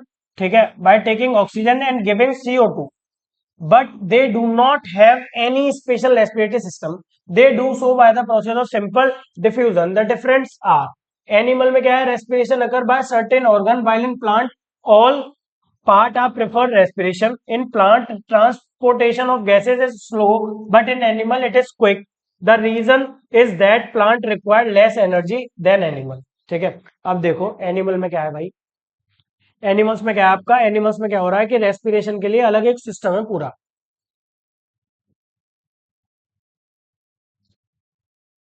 Animals में क्या है, एनिमल्स में रेस्पिरेशन के लिए एक पूरा अलग सिस्टम है। ठीक है, वहीं पे अगर मैं बात करूं प्लांट्स की, तो प्लांट्स में रेस्पिरेशन के लिए पूरा एक सिस्टम नहीं है। ठीक है, प्लांट्स में सिंपल डिफ्यूजन से रेस्पिरेशन होती है, जबकि एनिमल्स में पूरा एक सिस्टम है। सिंपल डिफ्यूजन उसके लिए, प्लांट तो बहुत बड़े होते हैं, एनिमल तो, अगर ह्यूमन बीइंग की बात करो तो 5 फुट 6 फुट 7 फुट बस मैक्सिमम, अगर कोई होगा दुनिया में तो 8 फुट का होगा, बस बात खत्म। लेकिन जो प्लांट होते हैं, जो ट्री होते हैं, वो तो भैया बहुत बहुत लंबे होते हैं। ठीक है, तो उनको तो और ज्यादा ऑर्गन चाहिए होते हैं, चाहिए होने चाहिए, और ज्यादा एनर्जी चाहिए होनी चाहिए। लेकिन एनिमल को एनर्जी की रिक्वायरमेंट ज्यादा होती है as compare to plant. Animal क्या करते हैं, एक जगह से दूसरी जगह मूव करते हैं एनिमल्स। ठीक है, एक जगह से दूसरी जगह भागते हैं, मूव करते हैं, तो एनर्जी की रिक्वायरमेंट ज्यादा होती है। प्लांट क्या करते हैं, प्लांट स्टेशनरी रहते हैं, एक ही जगह पे बैठे रहते हैं, तो एनर्जी की रिक्वायरमेंट उनको बहुत ज्यादा होती नहीं है एज सच। ठीक है, इसीलिए उनके पास कोई पूरा एक सिस्टम नहीं है एनिमल्स के पास, वो सॉरी प्लांट के पास, जैसे कि एनिमल के पास एक पूरा सिस्टम है। ठीक है, बात समझ में आई, आगे बढ़ते हैं। In animal, respiratory gases are transported over a long distance due to circulatory system, while in plant, little transport of respiratory gases occur.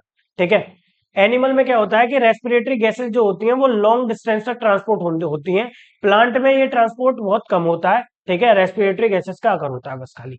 Breathing is not involve in plant respiration unlike respiration in animal.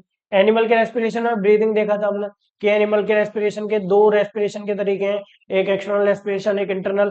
External respiration को क्या कहते थे हम, breathing. तो animal में दो तरह की ब्रीदिंग भी इन्वॉल्व थी और इंटरनल रेस्पिरेशन भी इन्वॉल्व थी। यहाँ पे ऐसा सिस्टम नहीं होता प्लांट्स में। ठीक है, in plants the required oxygen is produced internally during photosynthesis, but in animal the oxygen required for respiration is taken from outside through the breathing. ठीक है, अब जो ऑक्सीडेशन के लिए एनर्जी की रिक्वायरमेंट होती है प्लांट्स में, वो क्या होती है, फोटोसिंथेसिस से ही वो एनर्जी प्रोड्यूस हो जाती है। लेकिन जो हम होते हैं, मान लो ह्यूमन की बात कर रहे हैं हम, तो ह्यूमन में जो एनर्जी की रिक्वायरमेंट है ऑक्सीडेशन करने के लिए फूड की, वो हमें बाहर से लेनी पड़ती है। कौन देता है, वो ऑक्सीजन देती है। ऑक्सीजन को इनहेल करेंगे ब्रीदिंग से, तब फूड का ऑक्सीडेशन होगा। लेकिन प्लांट्स में ऐसा नहीं है, प्लांट्स में वो इनबिल्ट एनर्जी होती है जो उनका फोटोसिंथेसिस बना के उन्हें दे देता है। ठीक है, बढ़ते हैं आगे। Through leaves and young stem. ठीक है, और जो प्लांट्स होते हैं, प्लांट्स में जो रेस्पिरेशन होता है वो किससे होता है, थ्रू लीव्स, या तो लीफ से होगा या फिर यंग स्टेम से होगा। ठीक है, लीफ से हो सकता है और यंग स्टेम से हो सकता है। ठीक है, ये बात याद रखनी है, इसमें बहुत ज्यादा आपको पढ़ना नहीं है, तो इसको स्किप कर सकते हैं। बढ़ते हैं आगे। देखिए, respiratory organ in plants, respiratory organ plant की बात करें तो root respire through root air. Root में क्या होते हैं, रूट एयर होते हैं। देखो ये दिख रहा है आपको, ये पूरा पार्ट क्या है हमारा, रूट हेयर है। ठीक है, रूट हेयर की वजह से प्लांट क्या करते हैं, रूट हेयर की वजह से एक्सचेंज ऑफ गैसेस कर सकते हैं, रेस्पायर कर सकते हैं रूट हेयर की वजह से। ठीक है, लेंटिसिल इन स्टेम, स्टेम्स में देखा होगा आपने, स्टेम्स में क्या होता है, जो जितने भी ओल्ड ट्री होते हैं ना, ओल्ड ट्री जो होते हैं उनकी बार्क अगर देखोगे आप तो बार्क में ऐसे करके स्पेस होता है। बार्क में क्या होता है उनके ऐसे करके स्पेस होता है बार्क में। इसी स्पेस को क्या कहते हैं हम लेंटिसल कहते हैं। लेंटिसिल्स कहते हैं इसी स्पेस को, ठीक है। तो इस स्पेस से भी वो क्या करते हैं रेस्पायर कर सकते हैं, ठीक है। तो रूट से हो गया, लेंटिसिल से हो गया रेस्पिरेशन, लीफ से तो होगा ही, लीफ में क्या है स्टोमेटा, स्टोमेटा क्या करते हैं एक्सचेंज ऑफ गैसेस करते हैं। तो रूट लीफ से तो क्या होगा रेस्पिरेशन होगा ही होगा, ठीक है। तो ये पार्ट है हमारे प्लांट के रेस्पिरेशन के। देखिए लीफ में ये क्या है स्टोमेटा का डायग्राम है, स्टोमेटा से भी क्या हो रहा है रेस्पिरेशन हो रहा है। रेस्पिरेशन और फोटोसिंथेसिस, रेस्पिरेशन और फोटोसिंथेसिस की बात करें अगर हम, तो फोटोसिंथेसिस में याद करो हम, फोटोसिंथेसिस में हमने एंड प्रोडक्ट क्या बनाया था, फोटोसिंथेसिस में हमने एंड प्रोडक्ट बना दिया था आपका ग्लूकोज, ठीक है, कार्बोहाइड्रेट मतलब, ठीक। तो वो एंड प्रोडक्ट हमने बनाया था किसमें, फोटोसिंथेसिस में। रेस्पिरेशन बिल्कुल इसका अपोजिट है। रेस्पिरेशन में मेरे को कार्बोहाइड्रेट को ब्रेक डाउन करना है और मेरे को CO2 निकालनी है, ठीक है, CO2 और वाटर बनाना होता है, ठीक। तो रेस्पिरेशन और फोटोसिंथेसिस एक दूसरे के एकदम अपोजिट प्रोसेसेस होते हैं। देखिए respiration and photosynthesis are opposite and complementary processes, this is clear from the above equation. और कार्बन डाइऑक्साइड वाटर एनर्जी, ठीक है, फोटोसिंथेसिस होगी अगर तो कार्बोहाइड्रेट और ऑक्सीजन बनेगा, ठीक है। अगर मेरे को रेस्पायर करना है तो कार्बोहाइड्रेट को ब्रेक डाउन करूंगा मैं, तो इन चीजों में ब्रेक डाउन होगा, किसमें, CO2 में, वाटर में और एनर्जी में। कार्बोहाइड्रेट का break down CO2 water energy, अगर मैं इनको जोड़ूंगा तो बनेगा कार्बोहाइड्रेट ऑक्सीजन, जो क्या हो जाएगा फोटोसिंथेसिस। इधर चलूंगा तो क्या हो जाएगा रेस्पिरेशन, ठीक है। तो एक दूसरे के कॉम्प्लीमेंट्री और अपोजिट बिल्कुल ये होते हैं रिएक्शंस, ठीक है। डिफरेंस देख लेंगे। फोटोसिंथेसिस क्या है, एनाबॉलिक प्रोसेस, ठीक है, एनाबॉलिक प्रोसेस है, और ये कैटाबॉलिक प्रोसेस है। क्या मतलब है इसका, एनाबॉलिक और कैटाबॉलिक का, एनाबॉलिक और कैटाबॉलिक का देखिए आइए पीछे दोबारा एक बार दिखाते हैं, ठीक है। फोटोसिंथेसिस क्या है, एनाबॉलिक, ठीक है। फोटोसिंथेसिस में क्या हो रहा है, ये जुड़ रहा है, ये जुड़ रहा है, ये जुड़ रहा है, और जुड़ने के बाद क्या हो रहा है कार्बोहाइड्रेट, ठीक है, मतलब कंस्ट्रक्टिव प्रोडक्ट बन रहा है, ठीक है।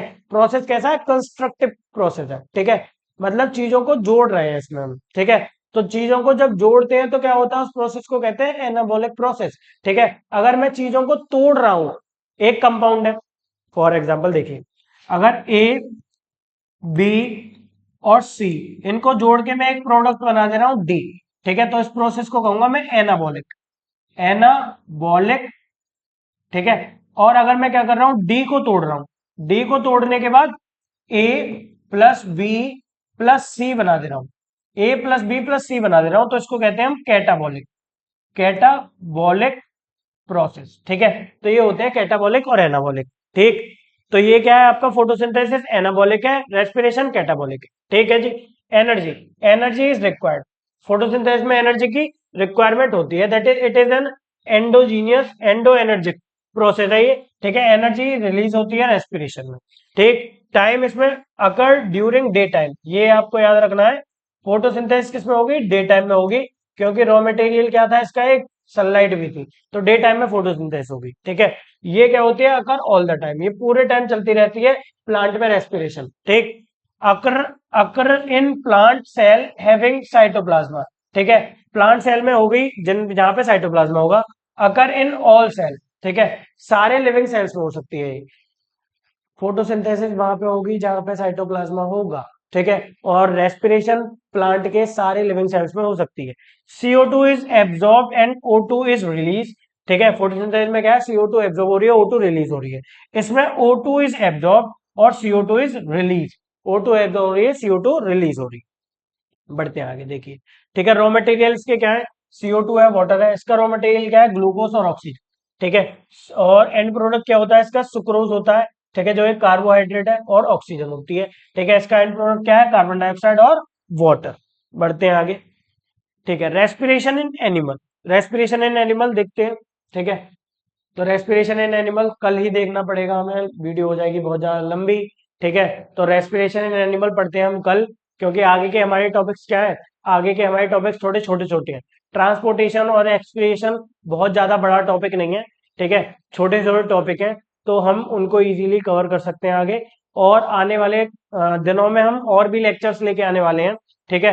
तो ये चैप्टर हमारा जो लाइफ प्रोसेस है ये बहुत ज्यादा इंपॉर्टेंट चैप्टर है, इसीलिए इसको बहुत डिटेल में पढ़ने की कोशिश हम कर रहे हैं, ताकि हमारे एंट्रेंस एग्जाम वगैरह जो होते हैं उनमें भी इसका अच्छा खासा वेटेज है। कुछ बच्चे चाह रहे हैं कि AMU एंट्रेंस की तैयारी करना, ठीक है, तो उनके लिए ये वाला टॉपिक वहां पे आता है, एएमयू एंट्रेंस में। तो ऐसे एग्जाम्स में इनको करना थोड़ा इजी हो जाए आपके लिए, इसीलिए थोड़ा अपग्रेडेड लेवल हम पढ़ रहे हैं। और बाकी रही बात बोर्ड्स की, तो बोर्ड में आपके 110% पूरे के पूरे 9 से 12 मार्क्स जितने का भी ये आए, ठीक है, वो सिक्योर हो जाएंगे, ये मेरी गारंटी है।